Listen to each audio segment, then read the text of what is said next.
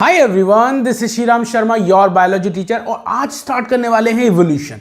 अब बात आती है इवोल्यूशन है क्या। इवोल्यूशन एक ग्रेजुअल चेंज है, एक ऑर्डर में होने वाला चेंज है, जिसमें एक सिंपल ऑर्गेनिज्म से एक कॉम्प्लेक्स ऑर्गेनिज्म बनता चला आया है।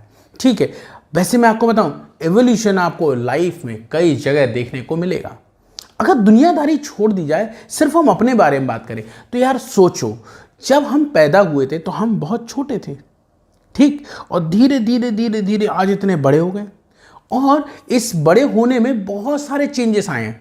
केवल यही नहीं कि हाइट बढ़ गई है, हमारी एज बढ़ी है, एज के साथ इंटेलिजेंस बढ़ी है। उसके अलावा हमने कई चीज़ें सोचने के थॉट प्रोसेस को और ज़्यादा डेवलप किया है। आप खुद देखो, आप जब पहली क्लास में थे तो आपका नॉलेज का लेवल क्या था, आज क्या लेवल है, तब आपका सोचने का प्रोसेस क्या था, आज क्या है। तो ये जो धीरे धीरे ग्रेजुअल चेंज आया, ये एक दिन में नहीं आया, बहुत सारे साल लगे हैं।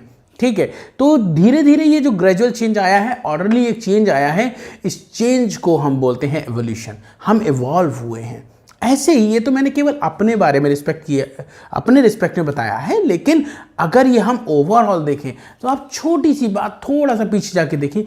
पहले जो एनिमल थे वो सिंगल सेल के थे, फिर ऐसे एनिमल बने जिसमें बहुत सारी सेल्स थी, फिर बने जिनमें सेल्स के अलावा टिश्यूज भी बन गए, कुछ थे जिनमें ऑर्गन बन गए, कुछ में ऑर्गन सिस्टम बन गया। इस तरह से धीरे धीरे कॉम्प्लेक्सिटी ऑर्गेनिज्म में आती गई है। ऐसी प्लांट के केस में है, ऐसी माइक्रोब के केस में है। ठीक है ना। तो हमारी जो लाइफ है, अर्थ पर जो लाइफ डेवलप हुई है, वो एवोल्यूशन की वजह से हुई है। तो एवोल्यूशन एक ग्रेजुअल चेंज है, एक ऑर्डरली चेंज है, जो कि इरिवर्सिबल होता है। एक बार हो गया तो हो गया, आपकी हाइट बढ़ गई तो बढ़ गई, अब वापस आप इतने छोटे से नहीं हो जाओगे। क्लियर हो गया। तो ये तो बात हो गई एवोल्यूशन की। अब इस चैप्टर हम लोग क्या पढ़ने वाले हैं, यहां पे देखो, हम लोग सबसे पहले पढ़ेंगे origin of universe. Origin of universe, origin of life, origin of life के बाद पढ़ेंगे थ्योरीज ऑफ एवोल्यूशन, और थ्योरीज ऑफ एवोल्यूशन के बाद आएंगे एविडेंसेस, और लास्ट में होगा ह्यूमन एवोल्यूशन। तो टोटल 5 पार्ट्स में हम इस चैप्टर को फिनिश करने वाले हैं। मैं मेंशन कर देता हूं यहां पे क्या क्या पढ़ेंगे। सबसे पहले हम पढ़ेंगे ओरिजिन ऑफ यूनिवर्स। यही सबसे पहले मैं आपको आज दिखाने वाला हूं, ओरिजिन ऑफ यूनिवर्स। देखिए, ओरिजिन ऑफ यूनिवर्स के बाद आप पढ़ेंगे origin of life. Origin of life के बाद पढ़ेंगे थ्योरीज, पढ़ाऊंगा मैं आपको कई सारी theories of origin of life, या हम डायरेक्ट बोल देते हैं theories of evolution. Theories of evolution पढ़ेंगे आप इसमें, और पढ़ेंगे आप एविडेंसेस, एविडेंसेस ऑफ एवोल्यूशन, और लास्ट में मैं आपको पढ़ाऊंगा ह्यूमन एवोल्यूशन। ह्यूमन कैसे इवॉल्व हुआ है उसके बारे में हम लोग लास्ट में डिस्कस करेंगे। मेरे ख्याल से इतनी बातें तो आपको क्लियर हो गई होंगी। तो चलिए स्टार्ट करते हैं विद ओरिजिन ऑफ यूनिवर्स। ठीक है ना। तो भाई अगर आपसे पूछें ओरिजिन ऑफ यूनिवर्स कब हुआ था, तो आप बताओगे अबाउट 20 बिलियन ईयर्स एगो। आज से 20 बिलियन ईयर्स एगो, मतलब पीछे एक यूनिवर्स, ओरिजिन ऑफ यूनिवर्स हुआ था, जिसकी एक थ्योरी है, उसका नाम है बिग बैंग थ्योरी, एक बड़ा धमाका। ठीक है, मैं आपको समझाता हूं कैसे। देखो, उस समय पर क्या था, हम इसकी बात कर रहे हैं, हम पढ़ रहे हैं ओरिजिन ऑफ यूनिवर्स। कब हुआ था आप बताएंगे। ये हुआ था 20 बिलियन ईयर एगो। BYA का मतलब बिलियन ईयर एगो, आगे पढ़ाऊंगा MYA, मिलियन ईयर एगो। ठीक है, तो इतने साल पहले हुआ क्या था कि बहुत बड़ी हॉट रोटेटिंग डिस्क थी। ये क्या थी, एक हॉट रोटेटिंग डिस्क थी, मतलब बड़ी सी हॉट डिस्क थी जो लगातार घूम रही थी। इसमें सडन थर्मोन्यूक्लियर एक्सप्लोजन हुआ, मतलब ब्लास्ट हुआ, और ये छोटे छोटे पार्टिकल्स में ब्रेक हो गई। और ये किस में ब्रेक हो गई, छोटे छोटे पार्टिकल्स में ब्रेक हो गई। और ये पार्टिकल्स थे स्पिनिंग पार्टिकल्स। स्पिनिंग पार्टिकल का मैं कुछ बना दे रहा हूँ, बहुत सारे बने थे, इतने सारे थोड़ी बनाएंगे, इतना तो बड़ा बोर्ड भी नहीं है अपने पास। तो ये हॉट रोटेटिंग डिस्क थी जो लगातार घूम रही थी, और इसमें सडन थर्मोन्यूक्लियर एक्सप्लोजन हुआ। ये एक घूमती हुई हॉट रोटेटिंग डिस्क थी। कैसी थी, मैं लिख देता हूँ, ये थी hot rotating disc. Rotating disc थी। ठीक है, इसमें क्या हुआ, सडन थर्मोन्यूक्लियर एक्सप्लोजन हुआ, सडन थर्मोन्यूक्लियर एक्सप्लोजन। तो जो सडन थर्मोन्यूक्लियर एक्सप्लोजन हुआ उसकी वजह से ये स्मॉल स्प्रिंग पार्टिकल्स बन गए। ये देखो सब घूम रहे हैं, ये जितने ही पार्टिकल्स हैं सारे घूम रहे हैं, तो स्पिनिंग पार्टिकल्स हैं ये। कैसे पार्टिकल्स हैं मेरे बच्चों, स्पिनिंग पार्टिकल। इनको नाम दिया गया सोलर नेब्यूला, सोलर नेब्यूला। ये किसके अकॉर्डिंग है, according to nebular hypothesis, nebular hypothesis. तो नेब्यूलर हाइपोथेसिस के अकॉर्डिंग ये जो पार्टिकल्स बने स्पिनिंग पार्टिकल, इनका नाम रखा गया सोलर नेब्यूला। ये धीरे धीरे एक्सपेंड हुए, कंडेंस हुए, इनके अंदर जो गैसियस फॉर्म थी उसकी वजह से पहले गैलेक्सीज बनी। गैलेक्सीज के अंदर कई सारे planet, stars, satellite, comet, asteroids, ये सारी चीज़ें बनी और उसी में से एक प्लैनेट अपना बना जिसका नाम है अर्थ और जिस पर हम लोग रहते हैं। फिर से सुनो, एक थ्योरी है, मैं यहाँ पे थ्योरी का नाम भी लिख दे रहा हूँ, बिग बैंग थ्योरी।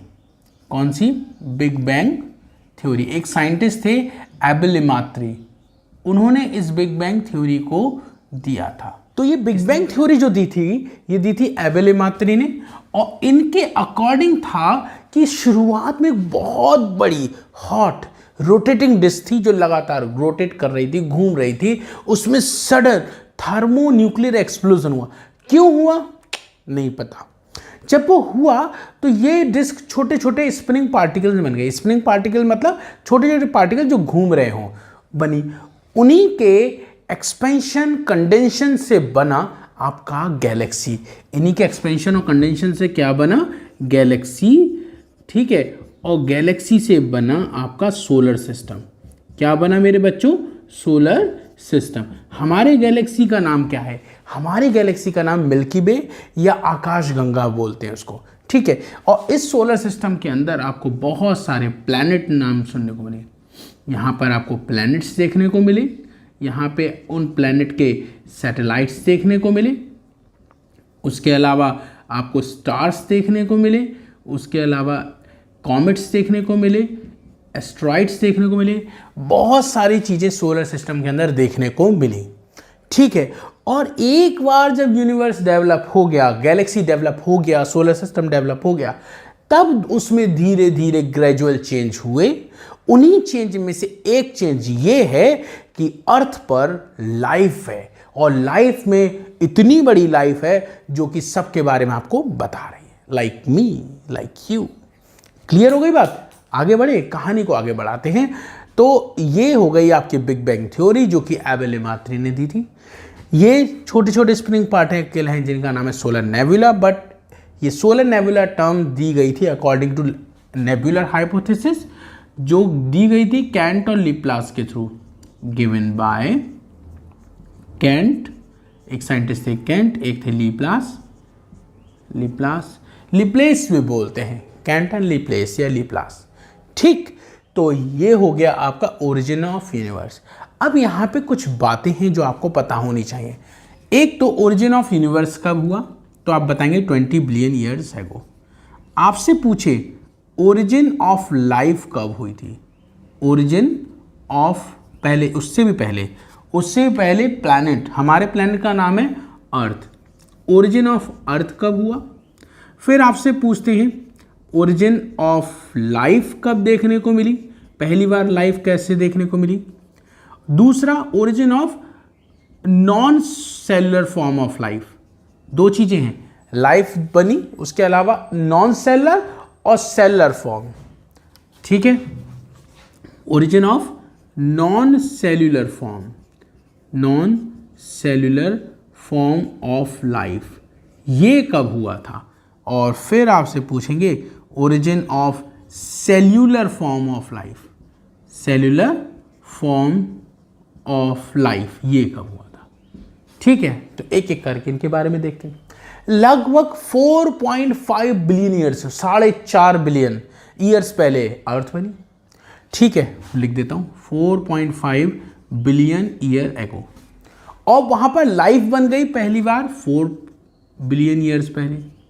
और लाइफ नॉन सेलुलर फॉर्म की बात कर लें तो ये तो बहुत ही इंपॉर्टेंट है, 3 बिलियन ईयर्स। ठीक है, कितनी? 3 बिलियन ईयर्स। और अब जो मैं लिखूंगा वो लिखूंगा मैं सेलुलर फॉर्म की, वो है जो आपको लिखा मिलेगा एग्जाम में, वो सुनिए 2000 मिलियन ईयर एगो। ये सब बिलियन है लेकिन ये मिलियन है, 2000 मिलियन लिखा होगा। ठीक है, अच्छा एक तो ये। उसके बाद आपसे पूछा जाता है अवर गैलेक्सी, हमारे गैलेक्सी का नाम, अवर गैलेक्सी। ठीक है, चलिए देखते हैं। तो हमारी गैलेक्सी का नाम है मिल्की वे। क्या नाम मेरे बच्चों? मिल्की वे, या फिर इसी को हम आकाश गंगा कहते हैं, आकाश गंगा।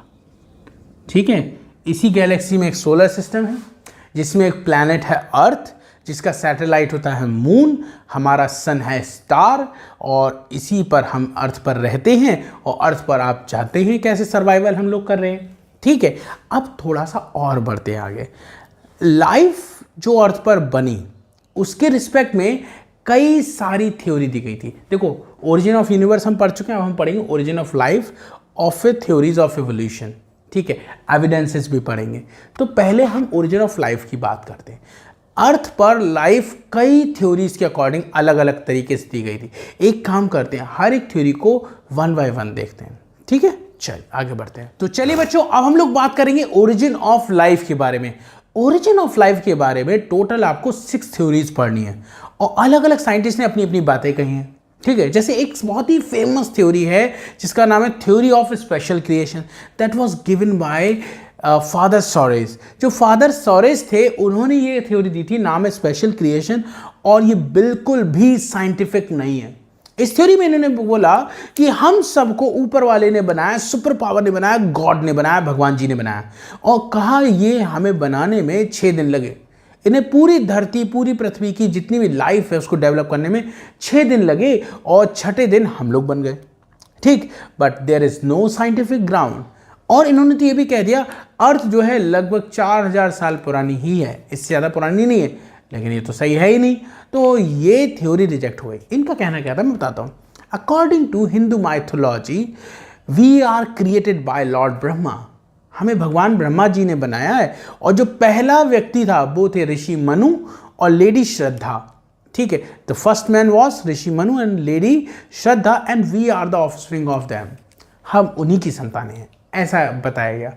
और according to Christian mythology God ने हमें बनाया है, और पहला जो व्यक्ति था वो था एडम और Eve, Adam male Eve female, और इनसे बने हैं हम लोग।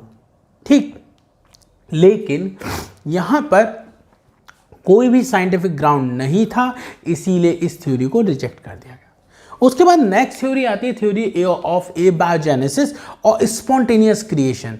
ये थ्योरी तो भैया एरिस्टोटल, थेल, अलेक्जेंडर, कई लोगों ने दी थी ये थ्योरी, और ये बिल्कुल रिजेक्टेड थ्योरी है। इस थ्योरी में तो ये बताया गया कि लाइफ किसी प्री एग्जिस्टिंग लाइफ से बनती नहीं, लाइफ बनती है नॉन लिविंग थिंग से। देखो हुआ क्या, देखा गया कि पसीने से भीगी शर्ट को जब वीट ब्रांड में रख दिया, मतलब चोकर में रख दिया, वीट ब्रांड मतलब चोकर में रख दिया, तो वहाँ से चूहे बन गए। अरे भाई ऐसा कैसे हो जाएगा? लेकिन उस समय इतना ज़्यादा साइंटिफिक चीज़ें नहीं हो पाती थी, इसलिए ये बात कही गई थी। देखो समझो, उन्होंने क्या करा, पसीने से भीगी शर्ट को जब वीट ब्रांड में रख दिया तो वहाँ से बहुत सारे चूहे निकलते हुए उन्हें दिखाई दिए। तो उन्होंने देखा कि अगर 21 डेज तक के लिए हमने यहाँ रखा है तो वहाँ पे चूहे बन जाते हैं। एक बोले कि जो नाइल रिवर है, नील नदी, उसकी मड जब सूर्य की रोशनी की वजह से गर्म होती है तो उससे क्रोकोडाइल बन जाते हैं, रेप्टाइल्स बन जाते हैं। लेकिन ये भी थ्योरी बेकार थी और इसका खंडन किया लुइस पास्चर ने, एक साइंटिस्ट थे लुइस पास्चर, जिनको इसको डिस्प्रूव किया। ठीक है, फिर आती है थ्योरी ऑफ पेंस्पर्मिया। कहना ये है पेंस्पर्मिया थ्योरी, पेनिस्पर्म, पेनिस्पर्म मतलब स्पोर। इस थ्योरी का नाम है पेनिस्पर्मिया या कॉस्मिक थ्योरी, और यहाँ पर हम एक शब्द का इस्तेमाल करते हैं, का नाम है स्पोर या पेनिस्पर्म। इस थ्योरी को रिचर ने दिया और बोला कि अर्थ पर जो लाइफ आती है अर्थ पर जो लाइफ आई है वो किसी दूसरे प्लैनेट से आई है। लाइफ हर एक प्लैनेट पे है, किसी दूसरे प्लैनेट से अर्थ पर लाइफ आई है, छोटे छोटे स्पोर्स की फॉर्म में, जिनका नाम है पैनस्पर्म। तो अर्थ पे क्या हुआ, किसी दूसरे प्लैनेट से स्पोर आए जिनका नाम है पैनस्पर्म, और अर्थ पर लाइफ डेवलप हो गई। रिचर्ड ने ये बात कही। ठीक है, आगे बढ़ते हैं। थ्योरी ऑफ कैटास्ट्रोफिज्म, जॉर्ज क्यूवियर, एक साइंटिस्ट है जॉर्ज क्यूवियर, उन्होंने थ्योरी ऑफ कैटास्ट्रोफिज्म दी और इन्होंने बताया कैटास्ट्रोफिज्म का मतलब था प्रलय का सिद्धांत। प्रलय का मतलब क्या होता है, जैसे सुनामी आई थी सुनामी, ठीक है, और सुना था 22 दिसंबर 2012 को पूरी अर्थ खत्म हो जाएगी। वैसे हुआ नहीं ऐसा, हम लोग बनना आज 22 में कैसे होते, 10 साल होगा इस बात को। ठीक है, तो सुनो, थ्योरी ऑफ कैटास्ट्रोफिज्म का मतलब ये होता है कि एक पर्टिकुलर समय के बाद प्रलय आएगी। प्रलय मतलब नेचुरल कैलामिटी होगी और उस कैलामिटी की वजह से पूरी की पूरी लाइफ डिस्ट्रॉयड हो जाएगी। ठीक है, तो theory of catastrophism, life will destroyed by calamity after an era. एक एरा के बाद आपकी लाइफ पूरी तरह से खत्म हो जाएगी, फिर नए सिरे से लाइफ बनेगी। लेकिन अभी तक कोई ये नहीं बता पा रहा है कि पहली बार लाइफ कैसे बनी, इंक्लूडिंग दिस वन ऑल्सो। अगली थ्योरी है theory of biogenesis. Theory of biogenesis given by 3 scientist, Redi, Spallanzani and Louis Pasteur. इन तीनों ने भी अपने एक्सपेरिमेंट दिए। इन्होंने बताया, इन्होंने तो बढ़िया बात बताई, बस सही बात बताई कि all new life arise from pre existing life. जो लाइफ पहले से एग्जिस्ट कर रही है उसी से ही नई लाइफ बन सकती है, वरना नहीं बनेगी। लेकिन ये भी एक्सप्लेन नहीं कर पाए कि पहली बार लाइफ कैसे बनी। मैं आपको दिखाता हूँ इन्होंने कैसे एक्सपेरिमेंट करा। रेडी, स्प्लैंजिनी और पास्चर ने कैसे एक्सपेरिमेंट करा। देखो, पहले रेडी वाला बताते हैं। इन्होंने क्या करा, एक जार लिया, उसमें यहाँ पर मीट रख दिया। क्या रख दिया, फ्लैश। ठीक है, एक जार लिया और यहाँ पे मीट रख दिया। मैं यहाँ पे फ्लैश मीट लिख देता हूँ। चलिए, यहाँ पर इन्होंने मीट रख दिया और फिर देखा यहाँ पर जो मक्खियाँ थी उसके मैगट लार्वा बन गए। मैगट लार्वा बन गए, मक्खी के लार्वा को मैगट लार्वा बोलते हैं। ठीक है, तो इन्होंने क्या देखा, जब मैंने एक जार में मीट को रखा तो वहाँ पे मैगट बन गए। फिर उन्होंने क्या किया, इस जार को एक कपड़े से ढक दिया, कवर कर दिया। फिर देखा, इस बार कुछ नहीं हुआ। तो इसका मतलब ये है कि पहली बार जब जार ओपन था तो मक्खियाँ आई होंगी और मक्खियों ने आके अपना अंडे दिए होंगे, उससे लार्वा बना होगा। और जब दोबारा इस मीट के जार को, मतलब दूसरा जार लिया, उसको क्लोथ से कवर कर दिया। जब उसको कवर किया तो कोई मक्खी नहीं बनी, कोई लार्वा नहीं बना। क्यों नहीं बना, क्योंकि वहाँ पे मक्खियाँ आई नहीं, तो उन्हें अंडे दिए नहीं, तो लार्वा बना नहीं। मतलब यहाँ पर मैगट बनाने के लिए या नई लाइफ बनाने के लिए पुरानी लाइफ का आना ज़रूरी है। नए लार्वा बनाने के लिए पुरानी मक्खी का आना यहाँ पे ज़रूरी है। ठीक, एक हो गई बात, ये हो गई बात रेडी की। उसके बाद स्प्लैंजिनी की। स्प्लैंजिनी का सुनिए। स्प्लैंजिनी ने यही वाला काम किया, लेकिन उन्होंने ब्रॉथ लिया। ब्रॉथ क्या होता है, लिक्विड फॉर्म ऑफ फूड, चाहे वो मीट का हो लिक्विड फॉर्म, चाहे वो वेजिटेबल सूप हो। ठीक है, इन्होंने ब्रॉथ लिया। इन्होंने भी सेम काम किया कि जब इसे ओपन छोड़ दिया तो यहाँ पे बहुत सारे माइक्रोब डेवलप हो गए। यहाँ पर बहुत सारे माइक्रोब डेवलप हो गए, ये इन्होंने देखा। ठीक है, लेकिन जैसे इसको कवर कर दिया, इन्होंने ढक दिया, तो इसके अंदर कुछ नहीं बना। मतलब माइक्रोब कब बने होंगे, जब ये ओपन होगा, उसके अंदर माइक्रोस्कोपिक चीज़ें अंदर आई होंगी, उन्होंने अपने आप को मल्टीप्लाई कर लिया होगा, यहाँ ग्रो हो गई होगी। लेकिन जब इन्होंने इसको कवर कर दिया तो वहाँ कोई माइक्रोब आया ही नहीं, तो उसकी ग्रोथ हुई नहीं। ठीक है, एक साइंटिस्ट है लुईस पास्चर। लुईस पास्चर ने स्वान नेक फ्लास्क वाला एक्सपेरिमेंट दिया था। स्वान नेक फ्लास्क, इस तरह का एक फ्लास्क था। ठीक है, इन्होंने भी ब्रॉथ लिया था। इन्होंने भी क्या लिया था, ब्रॉथ लिया था। और इन्होंने देखा कि जब तक इतनी लंबी इसकी नेक है तब तक इसमें कोई ग्रोथ नहीं हो रही है। जब तक इतनी लंबी नेक है तब तक कोई माइक्रोब की ग्रोथ नहीं हो रही है, क्योंकि ये बैरियर की तरह काम कर रही माइक्रोब के लिए। और फिर उन्होंने क्या किया, इसकी नेक को ब्रेक कर दिया। इसकी नेक को ब्रेक कर दिया और फिर इन्होंने देखा इसके अंदर बहुत सारे माइक्रोब बन के तैयार हो गए। इसका मतलब क्या समझ में आया नहीं, ऐसा हुआ होगा कि जो नेक थी वो लंबी थी, वो बैरियर की तरह काम कर रही थी, कोई अंदर आ ही नहीं पा रहा था। अब जैसे ही इन्होंने नेक तोड़ी, माइक्रोब अंदर आया, उसने अपने आप को मल्टीप्लाई कराया।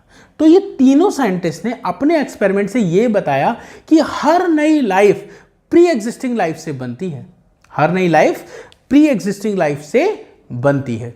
ठीक है, अच्छा अब क्या होगा, अब क्या होगा वो समझिए।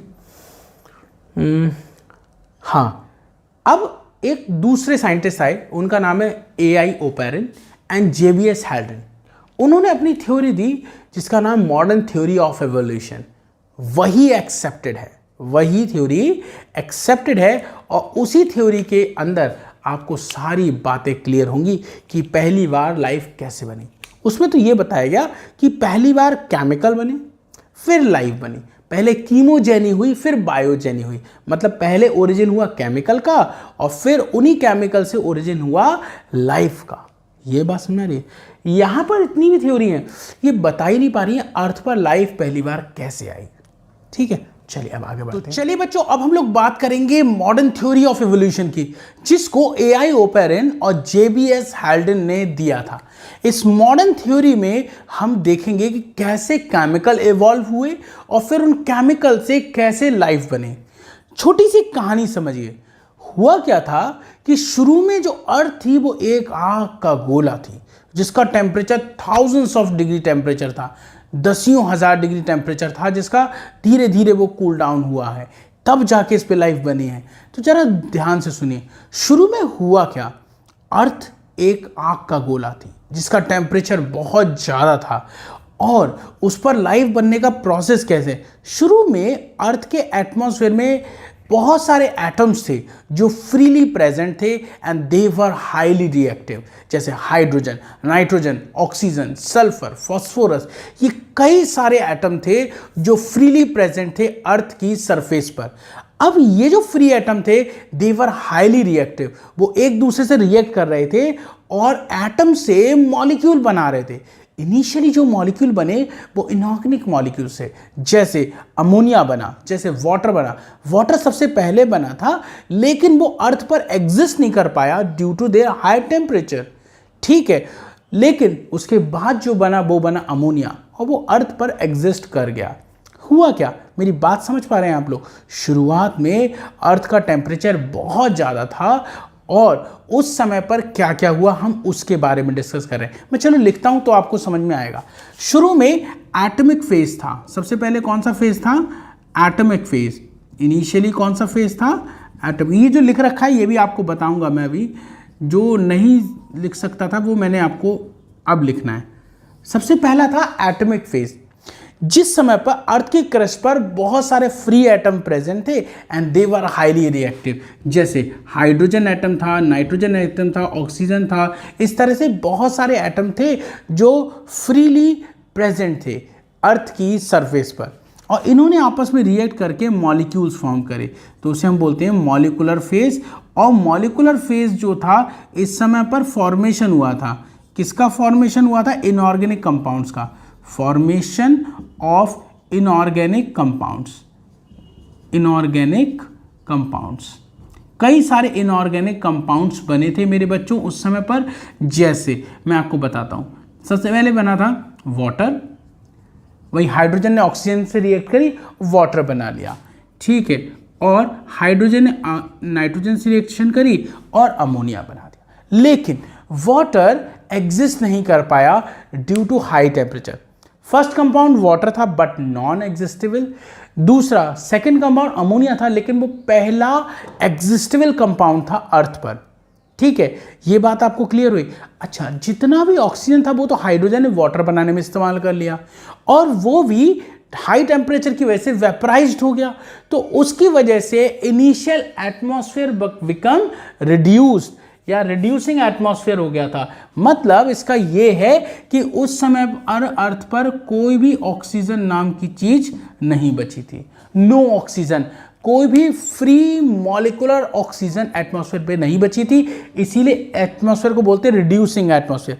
अब जाहिर सी बात है, जब ऑक्सीजन नहीं होगी तो ओजोन भी नहीं होगी, जब ऑक्सीजन नहीं होगी और ओजोन भी नहीं होगी तो टेम्परेचर हो जाएगा बहुत ज़्यादा, क्योंकि अल्ट्रावायलेट रेस अर्थ पर आने लगेंगी, टेम्परेचर और बढ़ जाएगा। अब इतना ज़्यादा टेम्परेचर बढ़ गया कि जितना भी वाटर बना था वो सारा इवेपोरेट हो गया। आप जानते हैं, आप वाटर साइकिल पढ़ चुके हैं, आप जानते होंगे कि जब हाई टेम्परेचर होता है तो वाटर ऊपर जाता है, ऊपर क्लाउड बनाता है। जब क्लाउड बनेगा तो बारिश होगी। बारिश अगर लगातार होती रहे तो क्या होगा वो समझिएगा।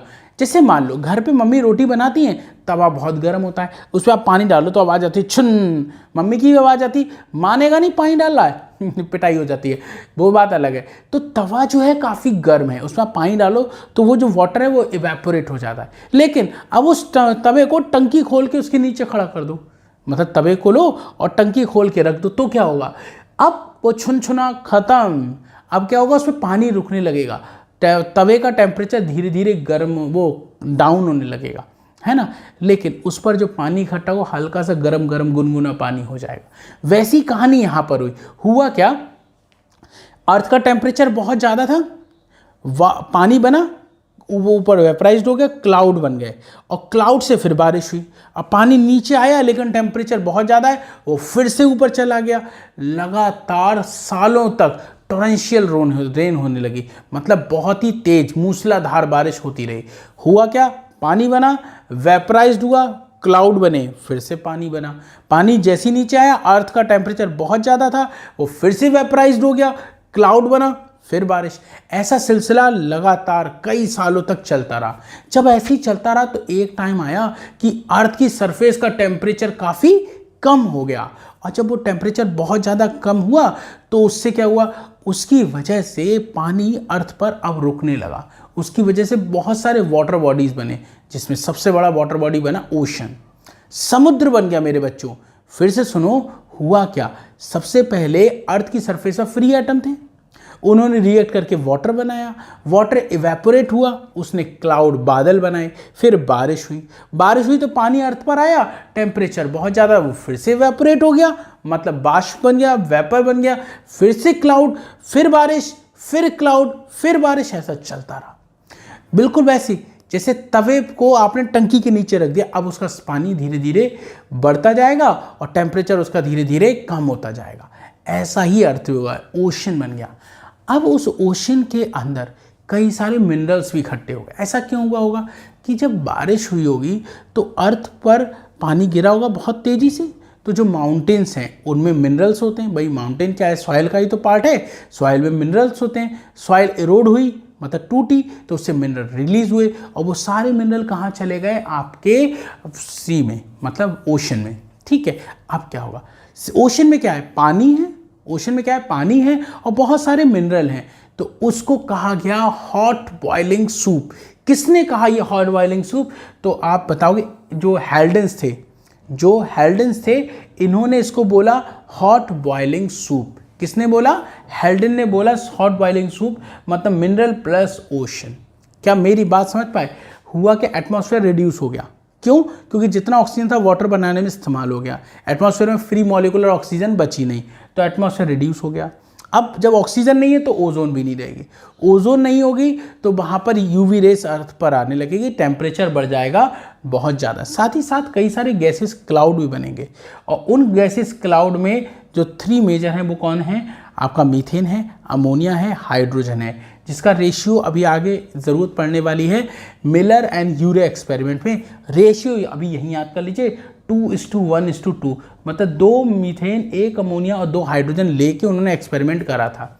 ठीक है, तो देखो एटमॉस्फेयर रिड्यूसिंग हो गया, ओजोन खत्म हो गई, गैसेस क्लाउड बन गए, टेम्परेचर बहुत ज़्यादा, बिजली कड़क रही थी, बहुत तेज बारिश हुई, उसकी वजह से ओशन में मिनरल्स इकट्ठे हो गए, हॉट बॉइलिंग सूप बन गया। और इसी ओशन में पहली बार लाइफ बनी थी। ये क्वेश्चन आता है इसलिए मैंने यही लिख दिया है, first life formed in water. ठीक है, तो अब आते हैं अपने मुद्दे पे। तो सबसे पहले एटॉमिक फेज था जिसमें फ्री एटम थे, फिर मॉलिक्यूलर फेज बना जिसमें मॉलिक्यूल्स बने, और मॉलिक्यूल पहला वाटर जो कि नॉन एग्जिस्टेबल था, अमोनिया पहला एग्जिस्टेबल कंपाउंड है। ठीक है, इनऑर्गेनिक। फिर क्या बने, सिंपल ऑर्गेनिक, फिर क्या बने, सिंपल ऑर्गेनिक कंपाउंड बने। अब मैं आपको सिंपल ऑर्गेनिक कंपाउंड्स के बारे में थोड़ा सा बताता हूँ। सिंपल ऑर्गेनिक कंपाउंड को हम मोनोमर बोल सकते हैं। क्या बोल सकते हैं मेरे बच्चों? मोनोमर्स। ठीक है, अब जैसे क्या क्या सिंपल ऑर्गेनिक कंपाउंड बने, जैसे उस समय बना शुगर, सिंपल शुगर लिख देता हूं मैं, जैसे ग्लूकोज। जैसे क्या बना? सिंपल शुगर बना ग्लूकोज। कई सारे अमाइनो एसिड्स बने। क्या बने? Amino acid. इन्हीं के फॉर्मेशन को स्टैनले मिलर और यूरे ने एक्सप्लेन किया था कि सिंपल ऑर्गेनिक कंपाउंड बने थे उस एटमॉस्फेयर में। ठीक है, उसके बाद फैटी एसिड बने। ठीक है, इसके अलावा न्यूक्लिक एसिड के लिए न्यूक्लियोटाइड बने। क्या बने? न्यूक्लियोटाइड। मतलब ये क्या है? सिंपल ऑर्गेनिक कंपाउंड्स हैं। ये सिंपल बायोमॉलिक्यूल हैं जो पहले अर्थ पर बने थे। ठीक है, इसके बाद जो बना वो था कॉम्प्लेक्स मॉलिक्यूल्स। क्या बना मेरे बच्चों? Complex organic compounds. अब जो कॉम्प्लेक्स ऑर्गेनिक कंपाउंड्स बने वो कैसे बने? ये जो सिंपल वाले हैं यही आपस में रिएक्ट कर गए और इन्हें अपना पॉलीमर डेवलप कर लिया। मैं अभी बताता हूँ। जो कॉम्प्लेक्स ऑर्गेनिक कंपाउंड है उसको हम पॉलीमर बोल सकते हैं। क्या बोल सकते हैं? पॉलीमर्स बोल सकते हैं। अब ये जो पॉलीमर बना है वो सिंपल शुगर का कॉम्प्लेक्स फॉर्म है। जैसे बहुत सारे ग्लूकोज कलेक्ट हो गए, उससे ग्लाइकोजन बन गया। बहुत सारे अमीनो एसिड कलेक्ट हो गए, उससे आपका प्रोटीन बन गया। बहुत सारे फैटी एसिड ग्लिसरॉल से फैट बन गया। न्यूक्लियोटाइड से न्यूक्लिक एसिड बन गया। तो इस तरह के बहुत सारे कॉम्प्लेक्स ऑर्गेनिक कंपाउंड भी उस समय पर बने थे। चलिए इसकी बात करते हैं। जैसे सिंपल शुगर से क्या बन गया होगा मेरे बच्चों? उस समय बना होगा कॉम्प्लेक्स शुगर, जैसे ग्लाइकोजन वगैरह। इससे बन गया होगा प्रोटीन, इससे बन गया होगा लिपिड और इससे बन गया होगा न्यूक्लिक एसिड। अब एक क्वेश्चन आता है, दो न्यूक्लिक एसिड आपने पढ़े हैं, एक है आरएनए, एक है डीएनए। पहले कौन सा बना था? तो मैं वो लिख रहा हूं जो पहले बना था। पहले बना था आरएनए और फिर बना था डीएनए। आरएनए हाईली रिएक्टिव होता है इन कंपेयर टू डीएनए के, और जो जितना अनस्टेबल होगा वो उतना ही ज़्यादा रिएक्टिव होगा। ठीक है, और मतलब ये हाईली रिएक्टिव और हाईली अनस्टेबल था। कौन? आरएनए। अब इसकी वजह से क्या होगा? इसकी वजह से ये होगा मेरे बच्चों, आरएनए इवोल्यूशन कराने के लिए रिस्पॉन्सिबल हो जाएगा। जो भाई ज़्यादा अनस्टेबल है तो वो चेंज होगा तो चेंज को ही हम एवोल्यूशन कहते हैं। ठीक है, तो पहले आरएनए बना फिर डीएनए बना। अब इसके बाद क्या बना? इसके बाद बने प्रोटोबायोन। वैसे तो उनको हम प्रोटोबायोन की जगह ईओबायोन कहें वो ज़्यादा अच्छा है। ठीक है, प्रोटोबायोन्ट। ठीक है, इस प्रोटोबायोन्ट के लिए दो साइंटिस्ट जिम्मेदार हैं जिन्होंने इस पर रिसर्च की थी। एक थे ओपेरिन जिन्होंने उसको नाम दिया क्वाइजरवेट, और एक थे सिडनी फॉक्स जिन्होंने उसको नाम दिया प्रोटीनॉइड माइक्रोस्फीयर। ठीक है, चलिए मैं आपको बताता हूँ। प्रोटोबायोन दो हैं, एक हैं क्वाइजरवेट्स। ठीक है, ये नाम किसने दिया? ओपेरिन ने। ठीक है, और एक हैं जो है वो माइक्रोस्फीयर है। पूरा नाम होता है प्रोटीनॉइड माइक्रोस्फीयर। ठीक है, ये किसने दिया था? तो आप बताओगे ये नाम दिया था सिडनी फॉक्स ने। मैं लिख देता हूँ सिडनी फॉक्स। तो सिडनी फॉक्स ने प्रोटीनॉइड माइक्रोस्फीयर टर्म दिया और ओपेरिन ने क्वाइजरवेट दिया। वैसे तो दोनों में से कोई भी प्रोटोबायोन नहीं बन पाया। ठीक है, दोनों में से किसी के पास जेनेटिक मटेरियल नहीं था। लेकिन कुछ चीज़ें मैं बताता हूँ। ये क्या है? ये क्लस्टर हैं। क्लस्टर कह दो या बोल दो एग्रीगेशन। एग्रीगेशन किसका है? ये एग्रीगेशन ऑफ, मैं लिख देता हूँ aggregation of carbohydrate plus protein. ठीक है, और ये प्रोटीन, कार्बोहाइड्रेट, लिपिड सबके एग्रीगेशन है ये। ठीक है, इसमें क्या क्या होता है? प्रोटीन होती है, कार्बोहाइड्रेट होता है और इसमें लिपिड भी होता है। क्या होता है? लिपिड। अच्छा, एक चीज़ समझिए, ये जो माइक्रोस्फीयर है ये प्रोटीन के बने हुए क्लस्टर हैं, इसके अलावा कुछ में कार्बोहाइड्रेट भी देखने को मिलता है और इनके चारों तरफ लिपिड की लेयर प्रेजेंट होती है। ये लिपिड की लेयर क्वाइजरवेट के अंदर नहीं होती, इसी वजह से इनको हम सेल की कैटेगरी में भी कंसीडर नहीं करते, क्योंकि सेल बनाने के लिए आपको सेल मेम्ब्रेन चाहिए जो कि लिपिड की बनी होती है। फिर से सुनिए, ओपेरन ने क्वाइजरवेट और सिडनी फॉक्स ने माइक्रोस्फीयर को डिस्कवर किया। इन्होंने बताया ये कार्बोहाइड्रेट और प्रोटीन के क्लस्टर हैं, इन्होंने बताया ये कार्बोहाइड्रेट, प्रोटीन और लिपिड के क्लस्टर हैं। क्या मतलब है? यहाँ पर क्या है, कार्बोहाइड्रेट और प्रोटीन बहुत सारे कलेक्ट हो गए, उससे बना है क्वाइजरवेट जिसके चारों तरफ सिर्फ वाटर की फिल्म है, किसी लिपिड की लेयर नहीं है, इसीलिए ये एक सेल की कैटेगरी में नहीं आ सकता। ये जो है कभी बडिंग नहीं करते, ये कभी रिप्रोड्यूस नहीं करते, ना ये बडिंग करेंगे ना ये रिप्रोड्यूस करेंगे। जबकि इनकी बात करें तो ये प्रोटीन कार्बोहाइड्रेट के क्लस्टर होने के साथ साथ इनके चारों तरफ लिपिड की बाइलेयर होती है, इसीलिए एक तरह से सेल की तरह लगते हैं। लेकिन ये भी ना तो इसके पास जेनेटिक मटेरियल है, ध्यान रखेंगे, no genetic material, no genetic material, इसमें भी जेनेटिक मटेरियल नहीं है और इनके पास भी जेनेटिक मटेरियल नहीं है। नो डीएनए आरएनए, मैं शॉर्ट में लिख दूं, no DNA RNA. DNA RNA को हम जेनेटिक मटेरियल कहते हैं। इसके पास डीएनए आरएनए भी नहीं है, इसके पास भी नहीं है, ठीक है। दोनों में से किसी के पास भी जेनेटिक मटेरियल मेरे बच्चों नहीं है, लेकिन ये बडिंग कर सकता है, ये बडिंग नहीं करता, ठीक है। इसके बाद पहली बार जो लाइफ अपीयर हुई वो हुई प्रोकैरियोट की फॉर्म में। इसके बाद जो लाइफ अपीयर हुई वो किस फॉर्म में हुई? प्रोकैरियोट की फॉर्म में, ओरिजिन ऑफ प्रोकैरियोट। इसके बाद प्रोकैरियोट्स बने, उसके बाद बने यूकैरियोट्स, और यूकैरियोट जब बने तो उसमें पहले बने हेट्रोट्रॉफ्स। क्या बने? हेट्रोट्रॉफ्स। फिर बने कीमो ऑटोट्रॉफ्स, कीमो ऑटोट्रॉफ्स, और उसके बाद बने फोटो ऑटोट्रॉफ, और फोटो ऑटोट्रॉफ में भी बीजीए बने, फोटो ऑटोट्रॉफ। मतलब बताऊंगा अभी आपको, चिंता ना करें। इसमें पड़ा ब्लू ग्रीन एल्गी। मेरी बात समझिए, यहाँ पर सबसे पहले प्रोकैरियोट बने। प्रोकैरियोट मतलब बैक्टीरिया बने।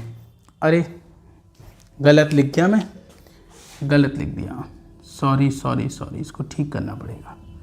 सबसे पहले बने प्रोकैरियोट। प्रोकैरियोट की भी कैटेगरी थी, पहले हेट्रोट्रॉफिक प्रोकैरियोट बने।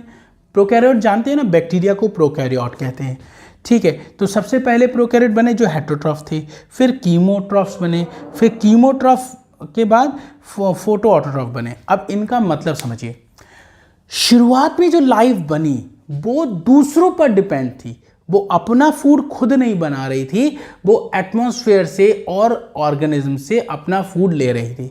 मतलब केमिकल से ले या किसी से भी ले, तो वो अपना फूड खुद नहीं प्रिपेयर कर रहे थे, इसलिए हेट्रोट्रॉफ थे। फिर जो ऑटोट्रॉफ बने, अपने लिए फूड खुद बनाने की जो व्यवस्था बनाई गई, वो भी दो कैटेगरी थी। पहले केमिकल से एनर्जी लेना, जैसे सल्फर बैक्टीरिया, हाइड्रोजन बैक्टीरिया बने। उसके बाद बने ब्लू ग्रीन एल्गी, जिसको साइनोबैक्टीरिया कहते हैं। वो पहली बार फोटोसिंथेटिक बैक्टीरिया डेवलप हुए, ठीक है। उसके बाद फोटोसिंथेसिस हुई ऑक्सीजेनिक वाली। इसके बाद कौन सी फोटोसिंथेसिस हुई? ऑक्सीजेनिक वाली। जब एटमॉस्फेयर में ऑक्सीजन इवॉल्व होना शुरू हुई, तो जब ऑक्सीजन बनी तब ओजोन लेयर बनी। जब ओजोन लेयर बनी तब टेम्परेचर और सूटेबल हुआ यूकैरियोट के लिए। इसके बाद ओरिजिन हुआ यूकैरियोट का, origin of eukaryote, origin of eukaryote. अब मैं इसको फटाफट समराइज कर देता हूं। फिर से देखिए क्या हुआ। देखिए, शुरुआत में अर्थ की सरफेस पर फ्री एटम थे, तो वो एटॉमिक फेज था, जैसे hydrogen, nitrogen, oxygen. They were highly reactive. उन्होंने आपस में रिएक्ट करके मॉलिक्यूल बनाए। जैसे पहला मॉलिक्यूल बनाया वाटर, दूसरा बनाया अमोनिया। वाटर पहले बना लेकिन वो एग्जिस्ट नहीं कर पाया हाई टेम्परेचर की वजह से। वो सब क्या हो गया? इवेपोरेट हो गया, ऊपर क्लाउड बने और फिर बारिश हुई। ऐसा सालों तक चलता रहा। जब ऐसे सालों तक चलता रहा तो धीरे धीरे अर्थ का टेम्परेचर डाउन हुआ। अर्थ पर ओशन बने और उस ओशन के अंदर मिनरल्स आ गए। ओशन प्लस मिनरल्स को हमने कहा हॉट बॉइलिंग सूप। हमने नहीं, हेल्डन ने कहा, क्या नाम रखा उसका, हॉट बॉइलिंग सूप। अब उस ओशन के अंदर जो कंपाउंड बने, पहले बने इनऑर्गेनिक कंपाउंड, फिर बने उससे ऑर्गेनिक, वो भी सिंपल या मोनोमर कह सकते हैं, फिर उन सिंपल से आपस में रिएक्ट करके कॉम्प्लेक्स ऑर्गेनिक कंपाउंड बने जिसे हम पॉलीमर कह रहे हैं। पॉलीमर में ध्यान रखने की चीज़ है, 2 न्यूक्लिक एसिड बने, आरएनए डीएनए, पहले आरएनए बना देन डीएनए बना। फिर ओपेरन और सिडनी फॉक्स ने अपने एक्सपेरिमेंट से ये समझा कि कुछ प्रोटोबायोन बने जिनको ईओबायोन कहना ज़्यादा अच्छा है। अब उनका नाम रखा, एक ओपेरन ने नाम रखा क्वाइजरवेट और सिडनी फॉक्स ने रखा प्रोटीनॉइड माइक्रोस्फीयर। बताया गया ये कार्बोहाइड्रेट प्रोटीन के एग्रीगेशन है जिनके चारों तरफ वाटर की फिल्म है। इनके अंदर जेनेटिक मटेरियल नहीं है और ना ही ये बडिंग के थ्रू रिप्रोड्यूस कर सकते हैं। सिडनी फॉक्स ने क्या देखा, प्रोटीन कार्बोहाइड्रेट के एग्रीगेशन तो हैं, साथ ही साथ इनके चारों तरफ लिपिड की लेयर है। मतलब ये वाला इससे थोड़ा और ज़्यादा एडवांस वर्जन है। ठीक, अच्छा, इनके अंदर भी कोई जेनेटिक मटेरियल नहीं है। फिर इसके बाद जो बना उसे बोला गया प्रोकैरियोट का ओरिजिन ऑफ प्रोकैरियोट। प्रोकैरियोट मतलब ब्लू ग्रीन एल्गी बैक्टीरिया। पहले जो बने वो हेटरोट्रॉफिक थे, फिर कीमो ऑटोट्रॉफ बने मतलब केमिकल से एनर्जी बनाने वाले, फिर फोटो ऑटोट्रॉफ बने मतलब फोटोसिंथेसिस से एनर्जी बनाने वाले, फूड बनाने वाले। अच्छा, जब फोटोसिंथेटिक ऑटोट्रॉफ बने तभी उसी में कैटेगरी आई ऑक्सीजेनिक फोटोसिंथेटिक बैक्टीरिया, मतलब ऐसे ऑर्गेनिज्म जो कि फोटोसिंथेसिस भी करें और उसमें ऑक्सीजन भी रिलीज करें। तो इन्होंने बहुत सारी ऑक्सीजन एटमॉस्फेयर रिलीज करी जिससे एटमॉस्फेरिक जो शुरू में रिड्यूस हो गया था वो ऑक्सीजेनिक हो गया। उसके बाद फिर यूकैरियोट बने और यूकैरियोट में धीरे धीरे डाइवर्सिटी आती गई और आज देखो अपने लोग डेवलप हो गए। ठीक, ये बात समझ में आ गई। इसे बोलते हैं मॉडर्न थ्योरी ऑफ एवोल्यूशन या थ्योरी ऑफ केमिकल एवोल्यूशन। ठीक है, इसको किसने दिया था, ए.आई. ओपेरन और जे.वी.एस. हेल्डन ने। इसमें एक स्टेटमेंट है, abiogenesis first but biogenesis ever since. मतलब यहाँ पर ये हुआ, पहले ए बायोजेनेसिस हुई फिर बायोजेनेसिस हुई, पहले केमिकल्स बने फिर लाइफ बनी। ठीक है, यहाँ पे 3 चीज़ें आपको समझनी है। पहले हुई कीमोजेनी मतलब केमिकल्स डेवलप हुए, फिर हुई बायोजेनी मतलब बायोलॉजिकल मतलब लिविंग ऑर्गेनिज्म डेवलप हुए, फिर हुआ कॉग्नोजेनी मतलब जो लिविंग ऑर्गेनिज्म बने उनमें भी डाइवर्सिटी आ गई। ठीक है, तो इस तरह से हमारी ये थ्योरी कंप्लीट होती है। अब इसमें हम आपको इनके बारे में बताएंगे। एक थ्योरी बताएंगे जिसका नाम है मिलर एंड यूरे एक्सपेरिमेंट। उसमें उन्होंने बताया कि ये जो चीज़ें हैं ये वास्तव में हुई थी या नहीं हुई थी। तो चलिए बच्चों अब आगे देखते हैं। हम लोग बात करेंगे Stanley Miller and Urey experiment. Stanley Miller और यूरे ने ऑर्गेनिक मॉलिक्यूल मतलब formation of simple organic molecule को डिस्कवर किया। इन्होंने अपनी लेबोरेटरी में वो सारी कंडीशन अप्लाई करी जो उन्होंने ऑब्जर्व किया था कि एंशिएंट टाइम पे हुई होंगी। अर्थ के डेवलपमेंट के टाइम पे क्या क्या हुआ था, अर्थ का टेम्परेचर बहुत ज़्यादा था, वहाँ पर लगातार इलेक्ट्रिक स्पार्क हो रहा था, बिजली कड़क रही थी, पानी बरस रहा था, वाटर वेपर्स चारों तरफ थी। वो सारा एटमॉस्फेयर इन्होंने अपने लेबोरेटरी में क्रिएट किया और इन्होंने भी ऑब्जर्व किया कि हाँ वाकई में सिंपल ऑर्गेनिक कंपाउंड्स बने थे। उसके बाद कई सारे मैक्रो मॉलिक्यूल्स भी उन्होंने ऑब्जर्व करे, कई सारे अदर बायो मॉलिक्यूल भी ऑब्जर्व करे। उन्होंने नहीं, कई अदर साइंटिस्ट ने भी किया था। तो फिलहाल हम लोग बात कर रहे हैं एक्सपेरिमेंट कौन सा, Stanley Miller and Urey experiment. इन्होंने अपने एक्सपेरिमेंट में क्या किया वो देखते हैं। 1953 में ये एक्सपेरिमेंट हुआ था इनकी लेबोरेटरी में। इन्होंने एक फ्लास्क लिया जिसमें वाटर को गर्म किया जिससे वाटर वेपर्स डेवलप हुई। फिर एक दूसरा फ्लास्क था जिसको इससे कनेक्ट कर दिया गया, उसके अंदर 800 डिग्री सेंटीग्रेड टेम्परेचर कर दिया। इलेक्ट्रिक स्पार्क जो बिजली कड़क रही थी वो यहाँ पर क्रिएट करने की कोशिश की गई और इसमें उन गैसेस का मिक्सचर लिया गया जो गैसेस उस टाइम पर प्रेजेंट थी। ठीक है ना, तो गैसेस थी मीथेन, अमोनिया, हाइड्रोजन जो हम पीछे डिस्कस कर चुके हैं। And their ratio is very important जिस पे क्वेश्चन एग्जाम में आता है। तो methane, ammonia, hydrogen present in, या हम कह सकते हैं उन्होंने लिया था 2:1:2 के रेशियो में जो एटमॉस्फेयर में उस समय प्रेजेंट थी। फिर उसने वाटर वेपर्स को जब फ्लो कराया एंड आफ्टर दैट उसको कंडेंस किया उसको ठंडा किया। जब ठंडा किया तो यहाँ पर कलेक्ट किया तो उन्होंने देखा लगभग 18 दिनों के बाद, जब इन्होंने देखा इस एक्सपेरिमेंट को करते करते कि यहाँ पर कुछ बना है। वो जो बना है वो है एक तरह का अमीनो एसिड। उसमें सबसे पहले glycine, then alanine, then aspartic acid इन्हें देखने को मिला। इस एक्सपेरिमेंट को कुछ और दिनों तक कंटिन्यू कराया गया तो फिर इसमें और मैक्रोमॉलिक्यूल्स देखने को मिले। इसके अलावा कई अदर साइंटिस्ट थे जिन्होंने इसमें HCN मिलाया, जिससे आपको एडेनिन देखने को मिला। ठीक है, एडेनिन क्या होता है? एडेनिन, ग्वानिन, थायमिन, साइटोसिन, याद करो नाइट्रोजन बेस होते हैं, नाइट्रोजन बेस होते हैं। मतलब इसी एक्सपेरिमेंट को 18 दिन तक इन्होंने किया, जिसमें इन्हें अमीनो एसिड मिले, वही glycine, alanine and aspartic acid. उसको कुछ और दिनों तक कंटिन्यू करा, मैक्रोमॉलिक्यूल मिले। फिर कुछ और साइंटिस्ट थे, उन्होंने इसको करा, उसमें HCN डाला, हाइड्रोजन साइनाइड, और फिर उन्होंने इसमें नाइट्रोजन बेस एडेनिन देखा। इसके अलावा शुगर भी ऑब्जर्व हुई, फैट भी ऑब्जर्व हुआ और पिगमेंट्स भी देखने को मिले। तो ये एक्सपेरिमेंट क्या प्रूव करता है? ये एक्सपेरिमेंट प्रूव करता है कि उस समय पर सिंपल ऑर्गेनिक मॉलिक्यूल इस एनवायरनमेंट में बने थे।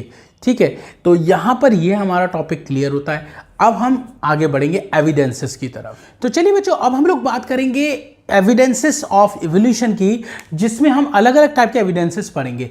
सबसे पहले हम आपको शुरू करके बताते हैं एनाटॉमिकल एंड मॉर्फोलॉजिकल एविडेंस। पहले तो समझो एनाटॉमी और मॉर्फोलॉजी क्या होती है। इंटरनल स्ट्रक्चर की स्टडी करेंगे तो एनाटॉमी, और एक्सटर्नल की स्टडी करेंगे तो मॉर्फोलॉजी। ठीक है ना।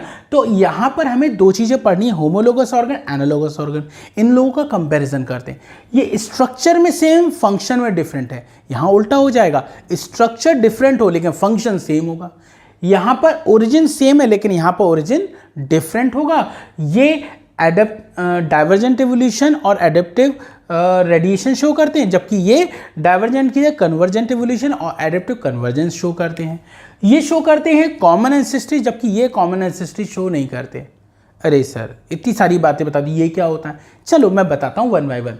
देखो, इस ग्रुप में वो ऑर्गेनिज्म रखे जाएंगे या वो बॉडी के पार्ट्स रखे जाएंगे जिनका स्ट्रक्चर सेम हो। जैसे मैं एग्जांपल से बताता हूँ, हमारे हाथ का इंटरनल स्ट्रक्चर, चीता के हाथ का इंटरनल स्ट्रक्चर, फ्लिपर्स जो होते हैं जिससे वेल तैरती है, ठीक है ना, बैट, चमगादड़ देखा है जिससे वो उड़ती है, उसके विंग्स, उनको इंटरनली अगर आप देखोगे, उनकी एनाटॉमी देखोगे तो स्ट्रक्चर सबका सेम होगा, लेकिन काम सबका डिफरेंट है। हम हाथ से लिखते हैं और वो अपने पैरों से दौड़ता है, और फ्लिपर का इस्तेमाल करके वेल तैरती है, और जो बैट है विंग्स का इस्तेमाल करके वो उससे उड़ती है। तो सबका काम अलग है लेकिन स्ट्रक्चर सेम है। तो स्ट्रक्चर सेम हो गया, फंक्शन डिफरेंट हो गया। सबका ओरिजिन सेम होता है। सबका क्या होता है? Origin same. एग्जांपल से बताता हूँ। जैसे एक है प्लांट बोगनविलिया और एक है आपका कुकुरबिटा। कुकुरबिटा मतलब कद्दू। कुकुरबिटा में टेंड्रिल्स होते हैं और बोगनविलिया में थॉर्न्स होते हैं। दोनों का पॉइंट ऑफ ओरिजिन सेम है, एक ही पॉइंट से दोनों ओरिजिनेट होते हैं, लेकिन दोनों का फंक्शन डिफरेंट है। थॉर्न्स का मतलब कांटों का काम होता है सुरक्षा करना, और टेंड्रिल का काम होता है ग्रोथ कराना। तो ये ग्रोथ के लिए जिम्मेदार है, ये सुरक्षा के लिए जिम्मेदार है। ठीक है, लेकिन ये होमोलोगस ऑर्गन है। क्यों? क्योंकि पॉइंट ऑफ ओरिजिन, एक ही पॉइंट से दोनों ओरिजिनेट होते हैं। देखो ऐसे समझो, जैसे मान लो ये मेन ब्रांच है, उससे ये निकली है एक साइड ब्रांच।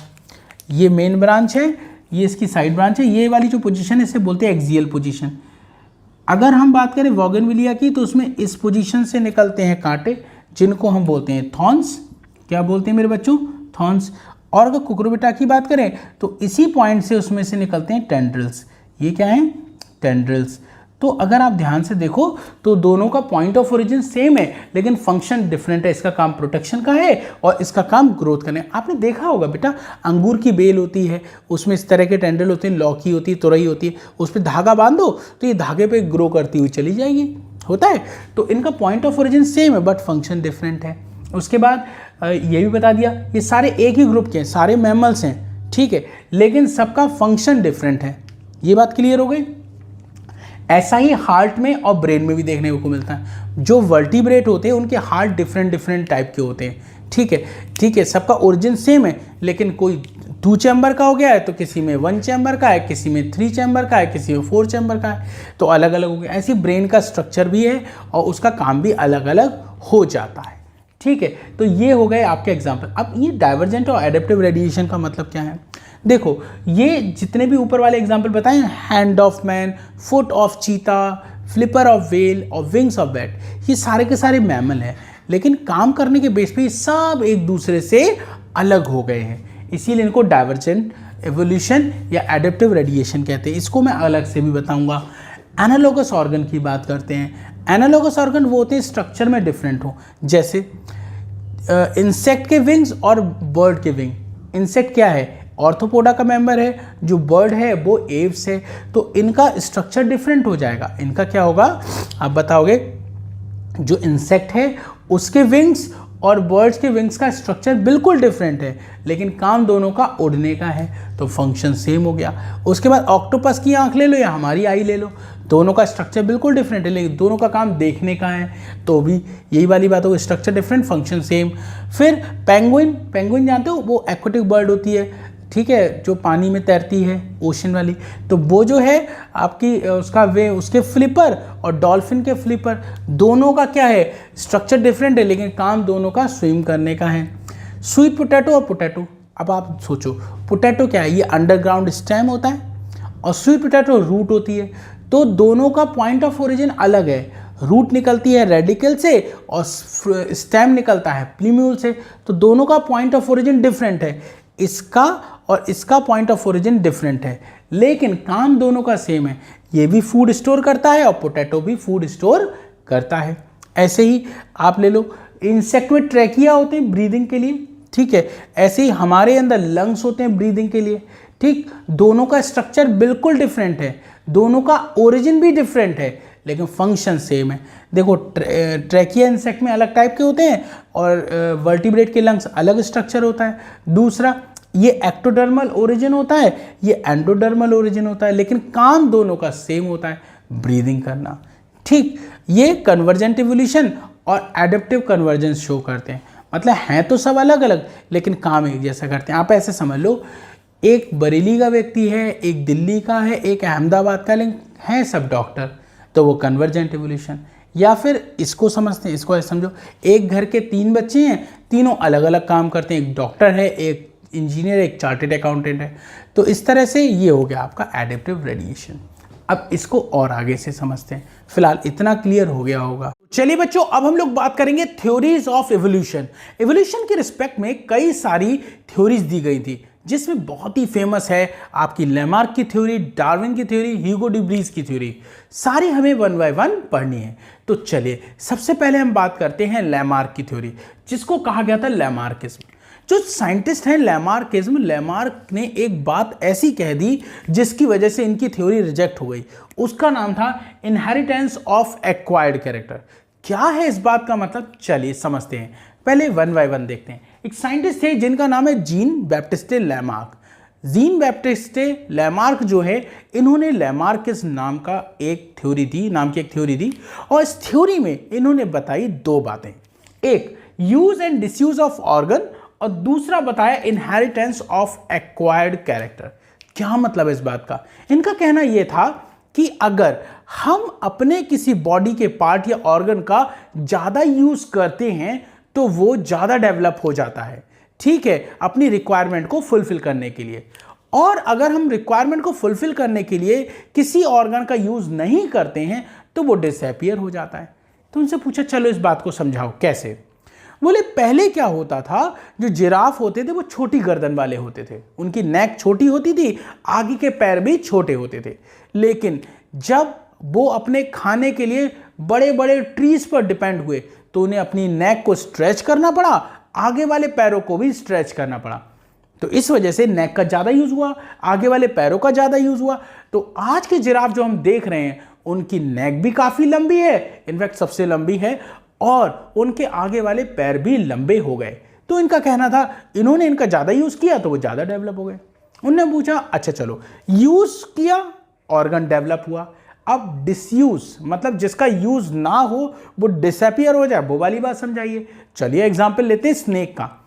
पहले जो स्नेक हुआ करते थे उनके पैर हुआ करते थे, मतलब लिम्स, पैर मतलब लिम्स हुआ करते थे, लेकिन जब वो झाड़ियों में, जंगल में भागते थे अपने शिकार की तरफ तो पत्तों की खड़खड़ाहट होती थी, ठीक, और उनके पैर झाड़ियों में फंस जाते थे। पत्तों के शोर और खड़खड़ाहट से जो उनका शिकार था वो सचेत हो जाता था, भाग जाता था। ठीक, दूसरा, पैर इनके हिलक जाते थे झाड़ियों में तो इनकी स्पीड कम हो जाती थी। तो इन्हें अपने पैरों को समेट कर तेजी से रेंगना शुरू करा। तो जब उन्हें पैरों को समेट के तेजी से रेंगना शुरू करा तो पत्तों की खड़खड़ाहट तो सरसराहट में बदल गई, मतलब जो शोर था वो कम हो गया। दूसरा, उनकी स्पीड बहुत ज्यादा हो गई। तो इस वजह से कहा कि जिस ऑर्गन का उन्होंने इसका इस्तेमाल करना कम किया।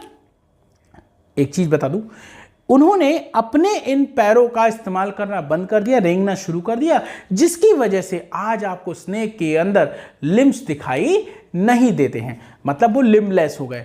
बात समझ में आई? इससे ये समझ में आता है कि उन्होंने ऑर्गन का इस्तेमाल नहीं किया, इसीलिए वो ऑर्गन उनका डिसअपीयर हो गया। जिराफ ने अपने कुछ मतलब नेक और आगे वाले पैर, इन ऑर्गन का इस्तेमाल ज्यादा किया तो वो ज्यादा डेवलप हो गया। तो इससे क्या पता लगा? यूज एंड डिसयूज हाइपोथेसिस या डिसयूज ऑफ ऑर्गन हाइपोथेसिस। ठीक, ये बात समझ में आ गई। चलिए, ये बात तो मानी इनकी। ठीक, फिर अगली बात जब इन्होंने कही तब लोग नाराज हो गए।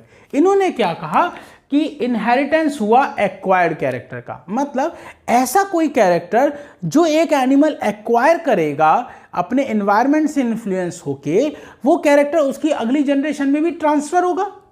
जैसे मान लो मैं जिम जाता हूं, मैं अपने डोले शोले बना नहीं रहा हूं, एक बात कह रहा हूं, अगर मैं मान लो जिम जाऊं और डोले शोले बना लूं, बढ़िया करके पर्सनैलिटी बना लूं, तो जो मेरा बेबी होगा वो डोले शोले वाला पैदा होगा?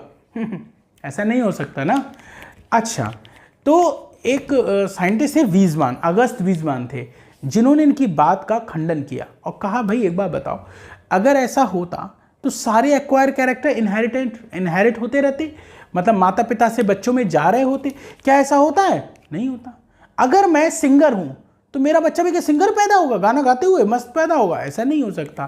तो मतलब जो कैरेक्टर हमने प्रैक्टिस से एक्वायर किया है वो हमारी जनरेशन में जाएगा, ये कोई ज़रूरी थोड़ी है।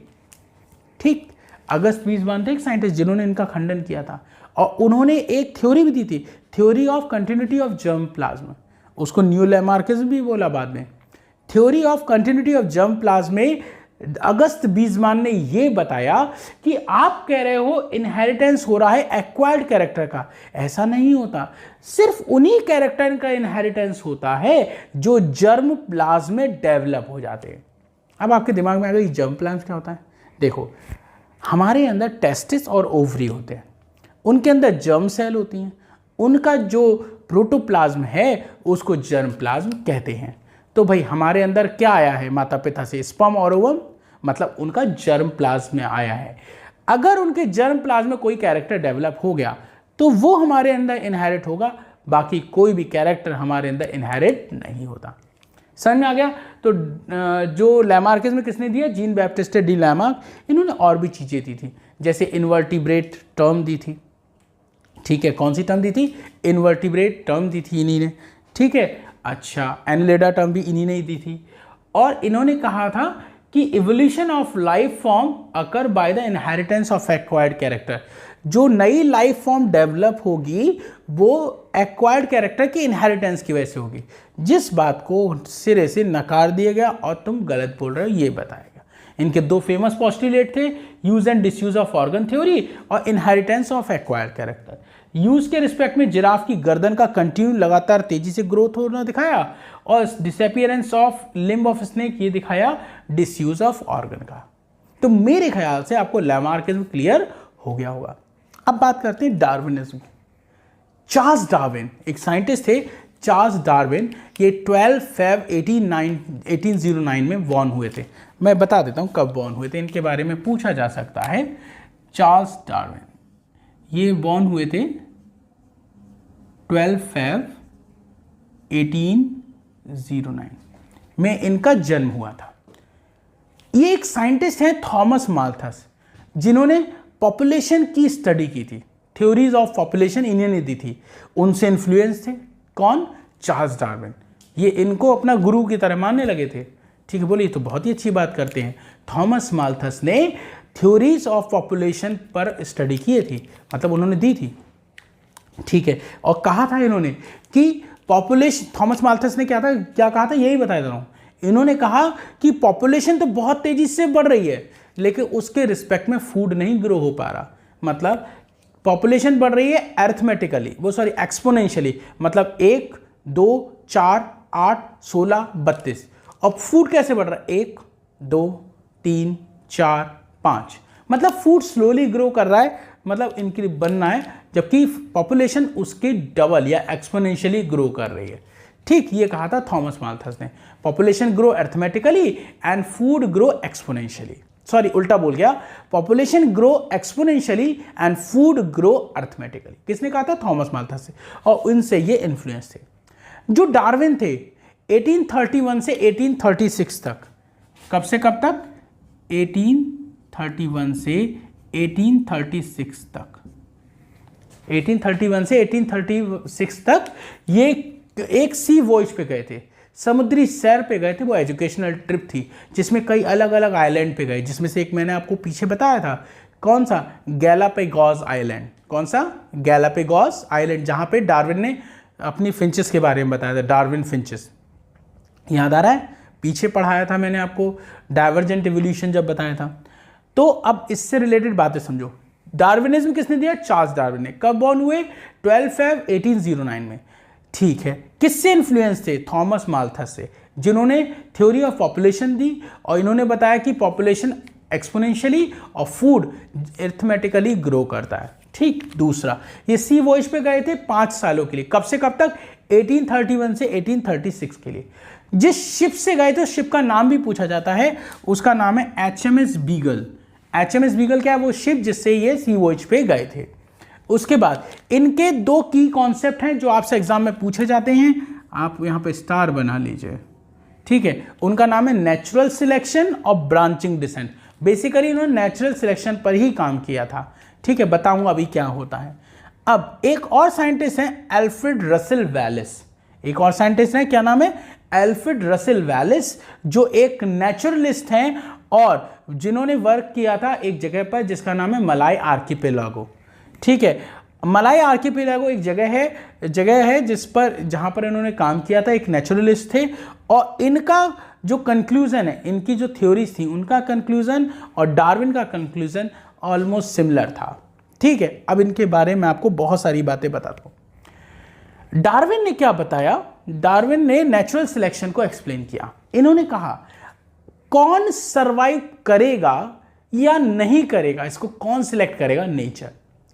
जो उस पर्टिकुलर एनवायरनमेंट के लिए सुइटेबल है वो सरवाइव करेगा, और जो नहीं है वो नहीं करेगा। आपको याद हो तो मैंने नेचुरल सिलेक्शन का एक एग्जांपल बताया था, वो था इंडस्ट्रियल मैलेनिज्म। कौन सा था इंडस्ट्रियल मैलेनिज्म वाला? Paper moth. याद करो, मैंने पेपर मॉथ वाला आपको एग्जांपल बताया था। कौन है पेपर मॉथ? बिस्टन बिटुलेरिया और बिस्टन कार्बोनिफेरा। बिस्टन बिटुलेरिया और बिस्टन कार्बोनिफेरा, ये 2 पेपर मॉथ होते हैं।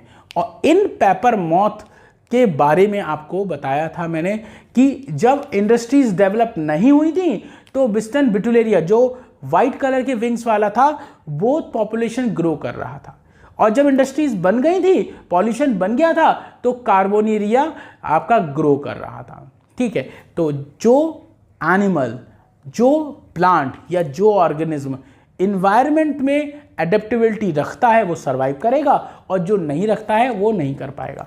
नेचर सेल्फ सिलेक्ट करता है कौन सरवाइव करेगा, कौन नहीं सरवाइव करेगा। इसमें इन्होंने किन किन चीजों की बात करी? Natural selection is based on heritable minor variation. जो डार्विन है ना, इन्होंने जिन वेरिएशन की बात की थी वो माइनर वेरिएशन थे। क्वेश्चन आ सकता है डार्विन ने किस तरह के वेरिएशन पे काम किया था, तो आप बताओगे इनने स्मॉल और डायरेक्शनल वेरिएशन पे बात की थी। स्मॉल और डायरेक्शनल वेरिएशन पे डार्विन ने बात की थी। अच्छा, ओवर प्रोडक्शन ऑफ पॉपुलेशन की बात की थी, मतलब natural selection over production of population पे भी डिपेंड करता है। भाई अगर पॉपुलेशन बढ़ जाएगी, फूड उतना नहीं होगा, तो ऑर्गेनिज्म सर्वाइव नहीं करेगा। ये natural selection survival of fittest, limited source, इन सब पे स्ट्रगल फॉर एग्जिस्टेंस, इन सब पे बेस्ड है। अब मैं एक एक करके बताता हूं। देखो, प्रोडक्शन पॉपुलेशन का बहुत ज्यादा हो जाए, सोर्स लिमिटेड हो जाए, तो भी उस एनवायरनमेंट में ऑर्गेनिज्म अच्छे से सर्वाइव नहीं कर पाएगा। सर्वाइव कौन करेगा? जो उस इन्वायरमेंट के लिए सुटेबल है। जैसे मान लो मैं हूँ और मैं ऐसी जगह पे जॉब करता हूँ जहाँ का इन्वायरमेंट बहुत गंदा है, हर समय वो स्ट्रेस देते रह सकते हैं। अगर मैं उस स्ट्रेस को टॉलरेट कर सकता हूँ तो मैं उस नौकरी पे रहूँगा, अदरवाइज मैं जॉब को छोड़ दूँगा। और जो नहीं कर पाता उसको तो छोड़ना ही छोड़ना है। तो एडेप्टिबिलिटी या सर्वाइवल ऑफ फिटेस्ट, जो फिट है वो हिट है, जो उस इन्वायरमेंट में फिट रहेगा, जो एडजस्ट कर लेगा उन लोगों के साथ, वो जॉब पे रहेगा, जो नहीं रह कर पाएगा वो नहीं रहेगा। दूसरा, स्ट्रगल फॉर एग्जिस्टेंस। स्ट्रगल जो एग्जिस्टेंस है वो भी 3 तरह का होता है, चलो वो भी बता ही देता हूं मैं। स्ट्रगल फॉर एग्जिस्टेंस होता है intra specific struggle, intra specific struggle. एक होता है इंटर स्पेसिफिक स्ट्रगल, एक होता है extra specific struggle. Organism struggle show करते हैं 3 टाइप का, इंट्रा स्पेसिफिक और एक्स्ट्रा स्पेसिफिक। देखो एक एक करके समझते हैं। एक ही स्पीशीज के कई सारे लोग हैं, वो आपस में स्ट्रगल कर रहे हैं अपने आप को सरवाइव करने के लिए, तो ये होता है इंट्रा स्पेसिफिक। जैसे मान लो यहां पर बहुत सारे इंसान हैं और वो इस कमरे में बंद है काफी दिनों से, अब वो भूख से तड़प रहे हैं, ठीक है। तभी ऊपर से हेलीकॉप्टर जा रहा है और उसने कई सारे ब्रेड गिराए, ठीक। तो हम लोग उस ब्रेड को लेने के लिए, उस ब्रेड को खाने के लिए, अपने आप को सरवाइव कराने के लिए एक दूसरे से स्ट्रगल करेंगे, उसको पाने के लिए स्ट्रगल करेंगे। तो सेम स्पीशीज के बीच में जब स्ट्रगल होता है तो उसे इंट्रा स्पेसिफिक स्ट्रगल बोलते हैं। दूसरा इंटर स्पेसिफिक, 2 डिफरेंट स्पीशीज के बीच में स्ट्रगल हो रहा है, जैसे शेर और बकरी। शेर भाग रहा है, अगर मैं आज नहीं भागा तो मुझे भूखा रहना पड़ेगा। बकरी इसलिए भाग रही है कि अगर मैं नहीं भागी तो ये मुझको खा जाएगा।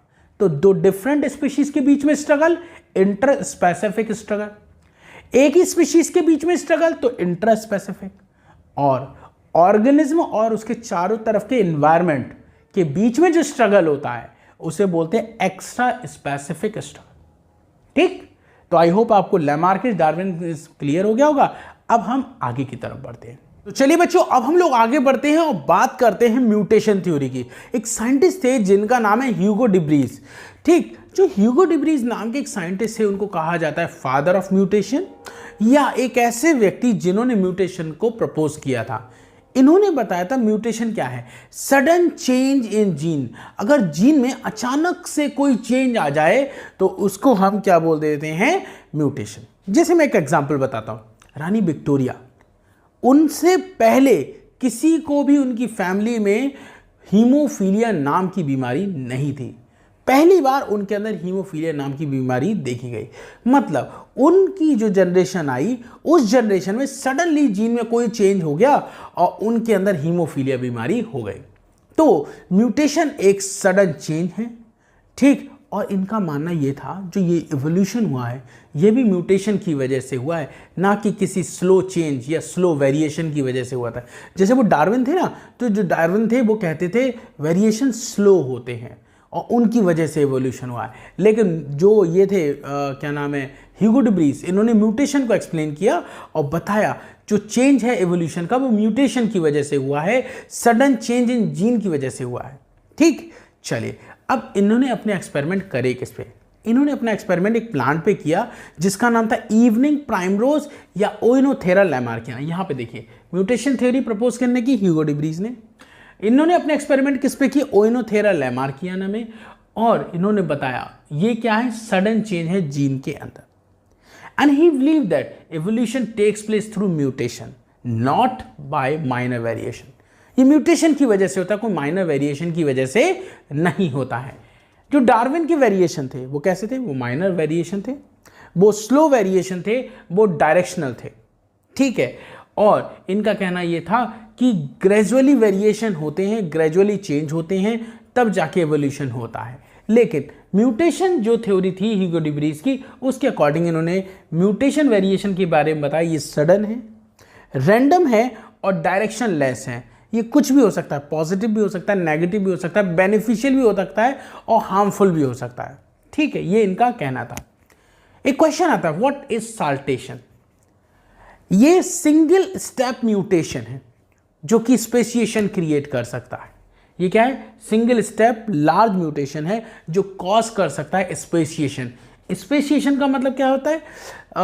स्पेसिएशन का मतलब होता है एक नई स्पीशीज का डेवलप हो जाना आपकी करंट एग्जिस्टिंग स्पीशीज से। जो जितनी भी आपकी करंट एग्जिस्टिंग स्पीशीज हैं उनसे एक नई स्पीशीज अगर डेवलप हो जाए, ओरिजिनेट हो जाए, तो इस प्रोसेस को हम स्पेसिएशन कहते हैं। और जो सिंगल स्टेप लार्ज म्यूटेशन उसे हम क्या बोलते हैं? साल्टेशन। ये क्वेश्चन आता है, साल्टेशन क्या होता है। फिर आगे देखिए, mutation is the origin of variation of for evolution. Mutation क्या है? ये ओरिजिन ऑफ वेरिएशन है फॉर एवोल्यूशन। ये बात भी क्लियर हो गई। तो ये सब किसने बताया? ह्यूगो डी व्रीज ने। ठीक है, तो चलिए ये हो गया। अब नेक्स्ट टॉपिक समझते हैं, HWP, हार्डी वीनबर्ग प्रिंसिपल। एक साइंटिस्ट थे हार्डी, एक थे वीनबर्ग। इन्होंने एक अपना प्रिंसिपल दिया HWP। इनका कहना क्या था? इनका कहना ये था कि अगर कोई लार्ज रैंडम मैटिंग पॉपुलेशन है, अगर कोई लार्ज रैंडम मैटिंग पॉपुलेशन है तो उनमें जीन फ्रीक्वेंसी सेम रहती है एक जनरेशन से दूसरी जनरेशन तक, इनफैक्ट कई जनरेशन तक, बशर्ते कोई डिस्टर्बिंग फैक्टर वहां पर ना हो। वो डिस्टर्बिंग फैक्टर क्या हो सकते हैं? वो ये हो सकते हैं। ठीक, HWP क्या है? Hardy Weinberg principle. ये कहते हैं कि एक लार्ज रैंडमली मैटिंग पॉपुलेशन, मतलब एक लार्ज पॉपुलेशन है, उसमें कोई भी किसी से भी रैंडमली क्रॉस कर सकता है, मैट कर सकता है, ब्रीड कर सकता है। ठीक है, उनमें जीन की फ्रीक्वेंसी सेम रहेगी जनरेशन टू जनरेशन। कब तक? आखिर कब तक? जब तक उस पॉपुलेशन के अंदर जीन फ्लो ना हो जाए, या तो उस पॉपुलेशन से जीन फ्लो ना हो जाए या उस पॉपुलेशन में जीन फ्लो ना हो जाए। मतलब देखिए, मैं एग्जांपल बताता हूँ। देखिए, मान लीजिए ये एक पॉपुलेशन है A, एक पॉपुलेशन है ये B। ठीक, इसमें बहुत सारे जीन वाले लोग रहते हैं, बहुत सारे लोग रहते हैं अलग अलग जीन के। इनमें से कुछ जीन यहाँ से निकल गए और वो इधर पहुँच गए। ठीक है, तो ये क्या है? जीन का माइग्रेशन है। और लंबे समय तक जीन का माइग्रेशन होता है तो इसे हम जीन फ्लो कहते हैं। तो अगर इस पॉपुलेशन से जीन एक तरफ से दूसरी तरफ चला गया या फिर इधर का कोई जीन इसमें ऐड हो गया तो जीन की फ्रीक्वेंसी बदल जाएगी। ठीक है, जीन की फ्रीक्वेंसी जनरेशन टू जनरेशन नहीं चेंज होगी। कब तक? जब तक कोई जीन फ्लो ना हो, मतलब यहाँ के लोग इधर ना जाएं या इधर के लोग इधर ना आए। ठीक, एक चीज। दूसरा, जेनेटिक ड्रिफ्ट। तीसरा, genetic recombination, mutation, natural selection. ये 5 फैक्टर्स हैं जो इस जीन फ्रीक्वेंसी को कांस्टेंट नहीं रहने देते। ठीक है, कौन कौन से? Gene flow, genetic drift, genetic recombination, इसको जीन रिकॉम्बिनेशन कहते हैं, म्यूटेशन जो अभी आपने पढ़ा, नेचुरल सिलेक्शन जो पीछे पढ़ के आए हो, ये सारी चीजें। अब इसमें आपने जेनेटिक ड्रिफ्ट वर्ड नहीं पढ़ा था, ये सुन लीजिए। जेनेटिक ड्रिफ्ट क्या होता है? जेनेटिक ड्रिफ्ट का मतलब होता है sudden loss of a population due to natural calamity और डिजास्टर। ठीक है, मान लो एक छोटी सी पॉपुलेशन थी, वहां पर बाढ़ आ गई। ये स्मॉल पॉपुलेशन में काउंट होता है, जैसे लार्ज और ये स्मॉल।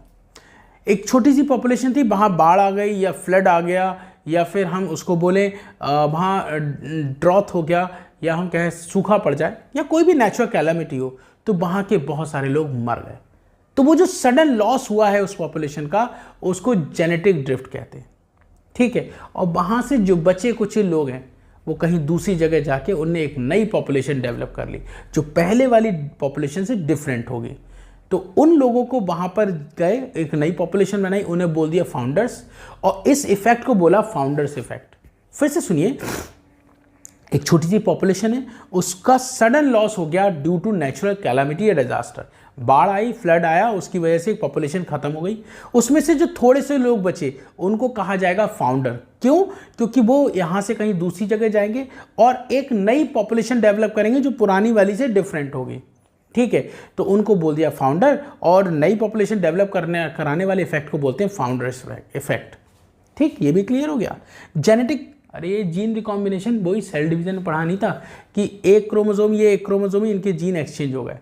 ठीक है, तो जीन का एक नया कॉम्बिनेशन बनना जीन रिकॉम्बिनेशन कहलाता है।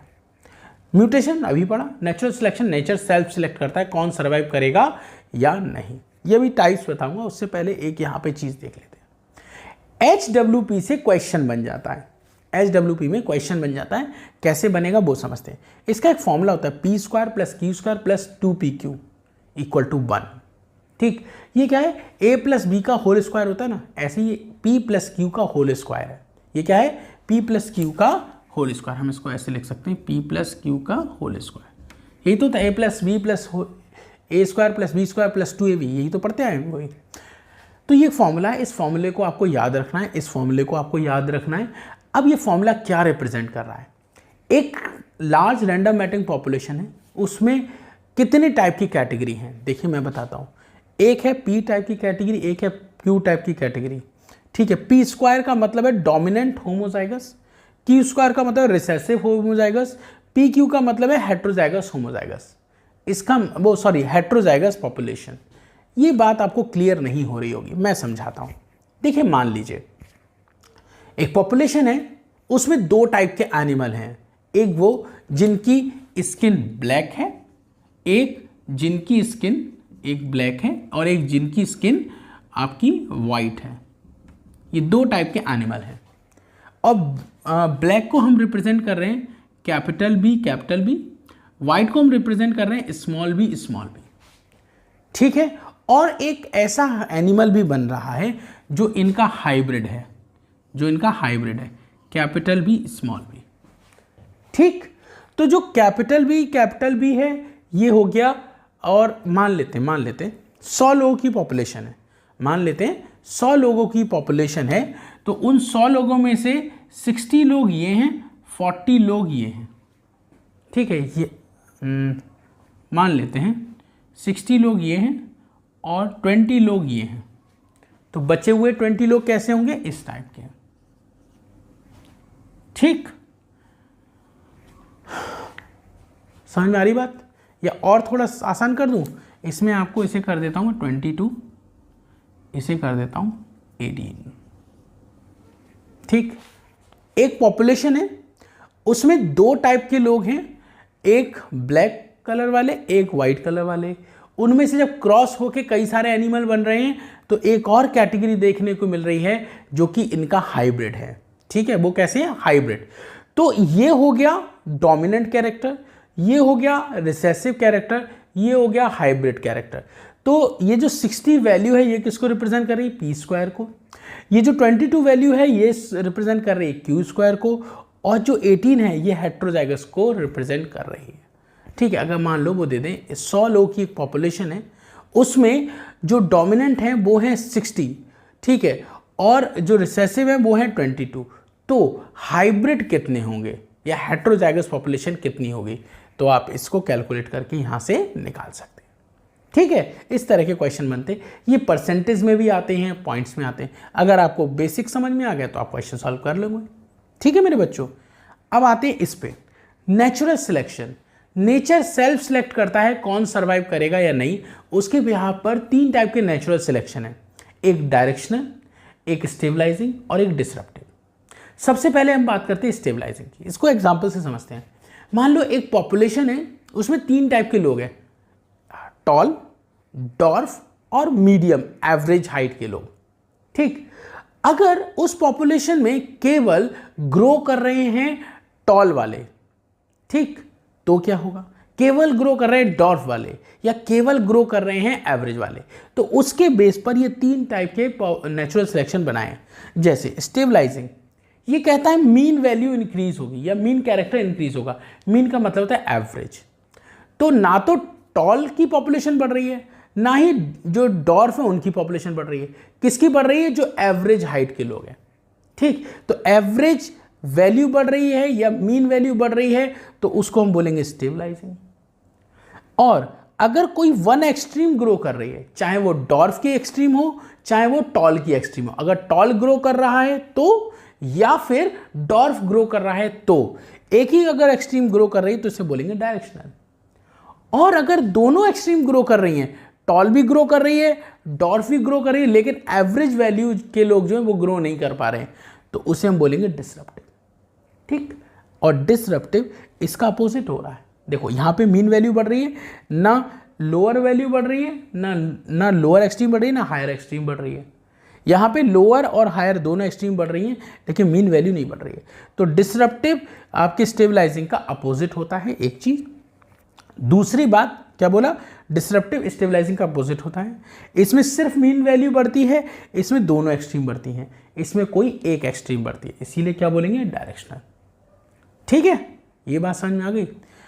इसे बोलते हैं नेचुरल सिलेक्शन। क्लियर हो गया मेरे बच्चों? चलिए अब हम आगे बढ़ते हैं। चलिए बच्चों, अब हम लोग बात करेंगे जियोलॉजिकल टाइम स्केल। क्या होता है ये? देखो, अर्थ बनने से लेकर आज तक का जो भी पूरा टाइम है उसको बोला जाता है जियोलॉजिकल टाइम स्केल, और इसको हम एरा, पीरियड और इपोक्स में डिवाइड करते हैं। ये क्या होता है? जैसे हम अपने टाइम को अगर बात करें तो हम ईयर्स में डिवाइड करते हैं, ईयर्स को मंथ में डिवाइड करते हैं, मंथ को आप वीक्स में डिवाइड करते हैं, देन डेज में डिवाइड करते हैं। ऐसे ही जो हम जियोलॉजिकल टाइम स्केल की बात करते हैं, वहाँ पे सबसे बड़ा होता है एरा, उससे छोटा होता है पीरियड, और पीरियड के अंदर पड़ते हैं इपोक्स। ठीक, तो अब देखिए, वैसे तो कई एरा हैं, लेकिन यहाँ पर एनसीईआरटी में 4 एरा दे रखे हैं, प्रोटीरोजोइक, पैलेओजोइक, मीजोजोइक, सीनोजोइक। लेकिन एक होता है आर्क्योजोइक। ठीक है, एक होता सबसे पहले जो एरा था, जब अर्थ बनी थी वहाँ पर कोई लाइफ नहीं थी, तो उसका नाम था एजोइक। उसके बाद बना था आर्क्यूजोइक, और एनसीईआरटी के अकॉर्डिंग ये 4 एरा हैं जो हमें पढ़ने हैं, प्रोटीरोजोइक, पैलेओजोइक, मीजोजोइक और सीनोजोइक। यहाँ पर अब आपको मैं बता दूं, जो ये 3 हैं इनके पीरियड हैं, लेकिन इस वाले का कोई पीरियड नहीं है। मतलब इन तीनों एरा को पीरियड्स में डिवाइड किया है, जिसमें सबसे ज़्यादा पीरियड आपको पैलेओजोइक मिलेंगे। ठीक है, वो क्या है? सबसे पहले देखो, Cambrian, Ordovician, Silurian, Devonian, कार्बोनिफेरा, Permian. तो ये टोटल 6 आपको एरा दिखाई दे रहे हैं, सॉरी पीरियड दिखाई दे रहे हैं। कौन कौन से? फिर से देखो, Cambrian, Ordovician, Silurian, Devonian, Carboniferous and Permian. ठीक है, इनके सामने इनका वो भी टाइम भी दे रखा है, कितना पुराना समय है। कैम्ब्रियन बहुत पुराना है, लगभग आज से 540 से लेके 490 मिलियन ईयर्स पुराना है। ठीक है, ऐसे ही ओडोविशियन 490 से 443 ईयर्स पुराना है। ये हो गया। ऐसे ही मीसोजोइक एरा को 3 पीरियड में डिवाइड किया है, ट्रायसिक, जुरासिक, क्रिटेशियस। कौन कौन से? देखिए, Triassic, Jurassic, Cretaceous. Cenozoic era को 2 पीरियड में डिवाइड किया है, टर्शरी एंड क्वाटरनरी। और इन टर्शरी और क्वाटरनरी को भी आपने इपोक्स में डिवाइड कर रखा है। अब वो इपोक्स आपको अभी नहीं पढ़ने हैं। ठीक है, चलिए अब इन पीरियड्स के बारे में बात करते हैं। सबसे पहले हम बात करते हैं प्रोटीरोजोइक एरा की, जो कि 2500 साल मिलियन ईयर्स से लेके 541 मिलियन ईयर्स पुराना है। ठीक है, अच्छा इसमें हमने क्या क्या देखना है? पहली बार जो फर्स्ट सेलुलर लाइफ फॉर्म बनी थी वो बनी थी 2000 मिलियन ईयर्स पहले। First cellular form of life appear हुई थी इतने साल पहले। इस समय पर ऑक्सीजन इवॉल्व हो चुकी थी, प्लांट्स ने फोटोसिंथेसिस करना शुरू कर दिया। तो मतलब वही फोटोसिंथेटिक बैक्टीरिया वगैरह ने अपना करना शुरू कर दिया था, फोटोसिंथेसिस, जिससे ऑक्सीजन रिलीज होने लगी थी, और यूनिसेलुलर जो ऑर्गेनिज्म है मल्टी सेलुलर में बदलने लगे थे। ठीक है, उसके बाद आया था पैलेओजोइक एरा, जो 540 से 252 मिलियन ईयर्स पुराना है। इसमें ये जो मैंने मिलियन ईयर्स दे रखे इन पे क्वेश्चन बनता है, इसलिए आपको डायरेक्ट याद करने। 500 मिलियन ईयर पहले की बात बताइए, उस समय पर पहली बार इन्वर्टिब्रेट देखने को मिला था। इससे पहले इन्वर्टिब्रेट नहीं थे, पहली बार इन्वर्टिब्रेट का फॉर्म हुआ तो आप बताओगे 500 मिलियन ईयर्स पहले। फिर 450 मिलियन ईयर पहले क्या हुआ था? फर्स्ट लैंड ऑर्गेनिज्म बना था, जिसको हम प्लांट कह रहे हैं। देखो, इससे पहले सब एक्वेटिक लाइफ थी, इससे पहले सिर्फ एक्वेटिक लाइफ थी, आपकी टेरेस्ट्रियल लाइफ मतलब लैंड पर कोई लाइफ नहीं थी, और जो अपीयर हुई वो प्लांट की फॉर्म में हुई। ठीक है, तो फर्स्ट लैंड ऑर्गेनिज्म मतलब प्लांट फॉर्म हुआ था 450 मिलियन ईयर पहले। फिर 400 मिलियन ईयर पहले क्या हुआ था? ऑर्थोपोड जमीन पर आए थे। ऑर्थोपोड क्या हुए थे? पानी में थे पहले ऑर्थोपोड, फिर वो जमीन पर आए थे कब? 400 मिलियन पहले। और प्लांट जमीन पर कब आए थे? 450 मिलियन ईयर। ये 3 बातें हो गई। आगे बढ़े, फिर तो देखिए 350 मिलियन ईयर्स पहले जॉलेस फिश बनी थी। मतलब फिशेस तो डेवलप हुई, लेकिन वो भी कौन सी? जॉलेस फिश बनी। फिर सीलोकेंथ, सीलोकेंथ वो हैं जिनसे एज्यूम किया गया कि जिनसे एम्फीबियन डेवलप हुए। सीलोकेंथ कौन सी फिश हैं? जिनसे एम्फीबियन बना था। इनको लो फिन वाली फिश बोलते हैं, मतलब जिनमें लोब्स होते हैं। ठीक, सीलोकैंथ को लो फिन फिश कहते हैं। ये वैसे तो ये माना जा रहा था ये फिशेस एक्सटिंक्ट हो गई हैं, अब ये धरती पे नहीं है, लेकिन 1938 में अफ्रीका के, साउथ अफ्रीका के कोस्टल एरिया पर ये वाली सीलोकैंथ देखने को मिली। ठीक है, और इनको बोलते हैं सीलोकैंथ को फिश और एम्फीबियन का कनेक्ट लिंक। मतलब ऐसा मानते हैं कि फिश से सीलोकैंथ बनी और सीलोकैंथ बता रही हैं कि इन्हीं से एम्फीबियन बने हैं। पहले फिश बनी, फिर उससे सीलोकैंथ बनी, सीलोकैंथ से क्या बन गए, एम्फीबियन। तो इसको फिश और एम्फीबियन के बीच का कनेक्ट लिंक भी बोलते हैं। 320 मिलियन पहले कई सारे प्लांट बन गए, सी वीड्स बन गई। क्या बन गई, सी वीड। ठीक है, एम्फीबियन इवॉल्व हो गए थे इस समय पर। ठीक है, और बड़े बड़े साइज के टेरिडोफाइट्स बन गए थे। टेरिडोफाइट मतलब फर्न। फर्न टेरिडोफाइटा ग्रुप का एक मेंबर है। लार्ज बड़े बड़े फर्न इस समय तक डेवलप हो चुके थे। फिर हम बात करते हैं मीसोजोइक। इसको हम एज ऑफ रेप्टाइल्स और एज ऑफ जिम्नोस्पर्म कहते हैं। जैसे सीनोजोइक को हम क्या बोलते हैं, इसको हम बोलते हैं एज ऑफ मैमल्स। इसको बोलते हैं एज ऑफ मैमल्स। इससे मैमल्स बने थे एंड एंजियोस्पर्म्स बने थे, एंजियोस्पर्म्स। तो एज ऑफ मैमल्स और एंजियोस्पर्म कौन है, सीनोजोइक एरा। और मीसोजोइक एरा कौन सा है, जब रेप्टाइल्स बने थे और जिम्नोस्पर्म बने थे। क्वेश्चन आता है गोल्डन एज ऑफ फिश बताइए, तो आप बताओगे डिवोनियन पीरियड। ये आपको मैं एनिमल किंगडम में पढ़ा चुका हूं। ठीक है, और एज ऑफ एम्फिबियन पूछेंगे तो आप बताओगे कार्बोनिफेरा। ठीक है, और क्रिटेशियस में आपकी बर्ड्स बन गई थी। ठीक, आज जो समय चल रहा है ये कौन सा समय है, इस समय को हम बोलते हैं सीनोजोइक एरा। ठीक है, इस समय हम सीनोजोइक एरा में हैं, तभी तो लिखा है 66 मिलियन ईयर्स से लेके 0। ठीक, अच्छा पहले इसकी बात कर लेते हैं। मीसोजोइक एरा 252 से 66 मिलियन ईयर पुराना है। ठीक है, 200 मिलियन ईयर्स पहले क्या हुआ था, देखो पहले फिश बनी जो पानी में थी, उनसे बने एम्फीबियन जो पानी जमीन दोनों में रह सकते थे, फिर उनसे बने रेप्टाइल जो प्रॉपर जमीन पर रह सकते थे, अपने अंडे जमीन पर दे सकते थे। लेकिन 200 मिलियन साल पहले कुछ रेप्टाइल्स ऐसे थे जो वापस पानी में चले गए। ठीक है, some reptiles move back to water, और उसका बहुत ही फेमस एग्जांपल है इक्थियोसॉर्स। जैसे डायनासोर्स हैं उन्हीं की कैटेगरी का था जो पानी में चला गया। ठीक, उसके बाद 65 मिलियन ईयर्स पहले कुछ हुआ ऐसा जिसकी वजह से डायनासोर डिसअपियर हो गए, खत्म हो गए। सबसे बड़ा डायनासोर कौन सा है, तो आप बताओगे टायनासोर्स। जो टायनासोर्स होता है इसे लार्जेस्ट डायनासोर कहा गया था। ये लगभग 20 फीट टॉल था। कितना, 20 फीट टॉल था। सीनोजोइक एरा आज का लेटेस्ट एरा चल रहा है। अभी इस समय हम जिस एरा में हैं वो सीनोजोइक एरा है, और 15 मिलियन ईयर्स पहले पहली बार एंसेस्टर्स ऑफ मैन देखे गए। हमारे एंसेस्टर देखने को मिले थे। फर्स्ट मैमल जो बना था वो श्रीव लाइक था। कैसा था मेरे बच्चों, श्रीव लाइक था। तो यहाँ पर हमने कई सारे ब्रीफ एवोल्यूशन के पॉइंट देखे, ब्रीफली इनको स्टडी किया। अब हमारा लास्ट बचा है ह्यूमन एवोल्यूशन, उसके बाद हमारा ये चैप्टर फिनिश हो जाएगा। तो चलिए अब पढ़ते हैं ह्यूमन एवोल्यूशन। आगे बढ़ते हैं।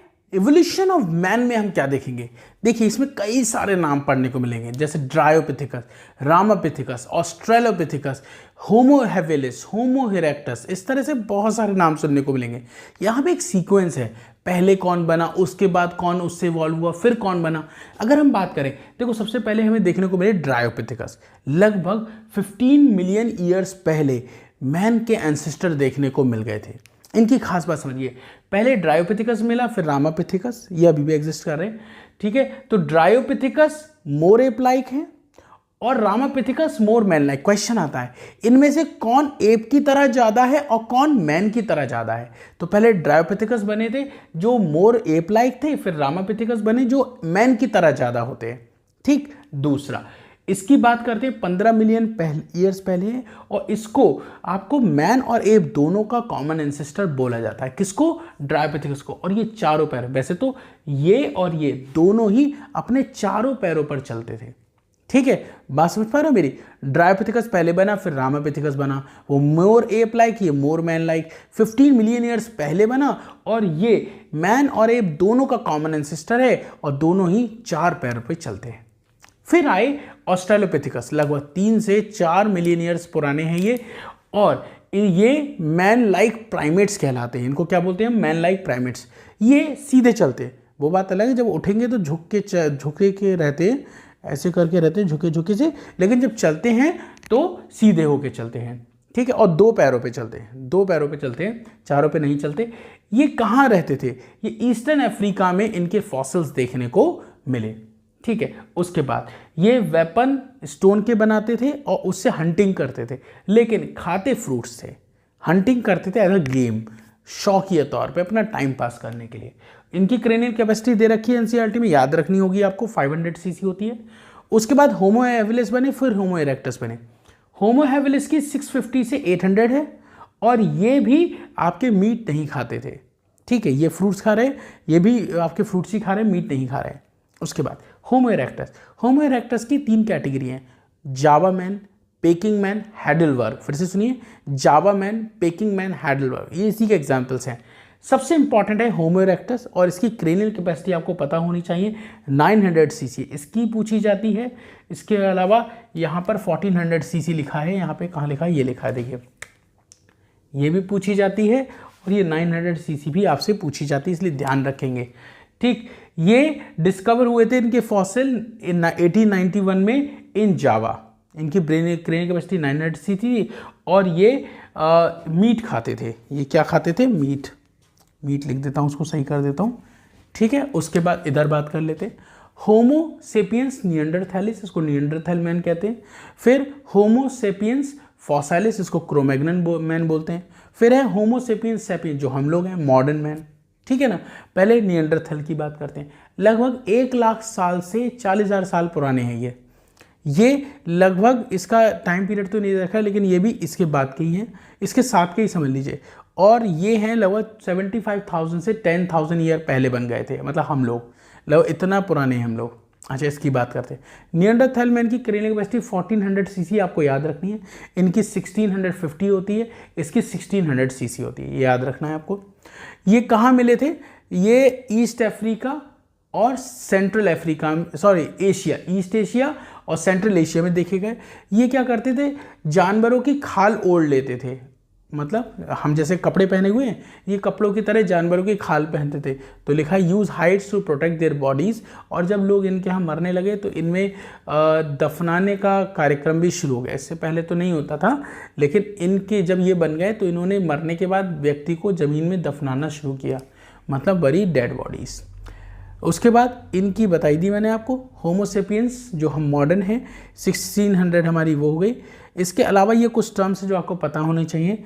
प्री हिस्टोरिक केव आर्ट्स हमें कब देखने को मिली? लगभग 18,000 साल पहले देखने को मिली थी। इसके एग्जाम्पल है भीमबेटिका, जो एक केव पेंटिंग है भीमबेटिका के नाम से, वो वहीं पर है, भीमबेटिका रॉक शेल्टर में देखने को मिलेगी, जो मध्य प्रदेश के रायसेन डिस्ट्रिक्ट में आपको देखने को मिलेगी। ये उसका एक एग्जाम्पल है। और आज से 10,000 ईयर्स पहले आपके एग्रीकल्चर और सेटलमेंट भी स्टार्ट हो गया था।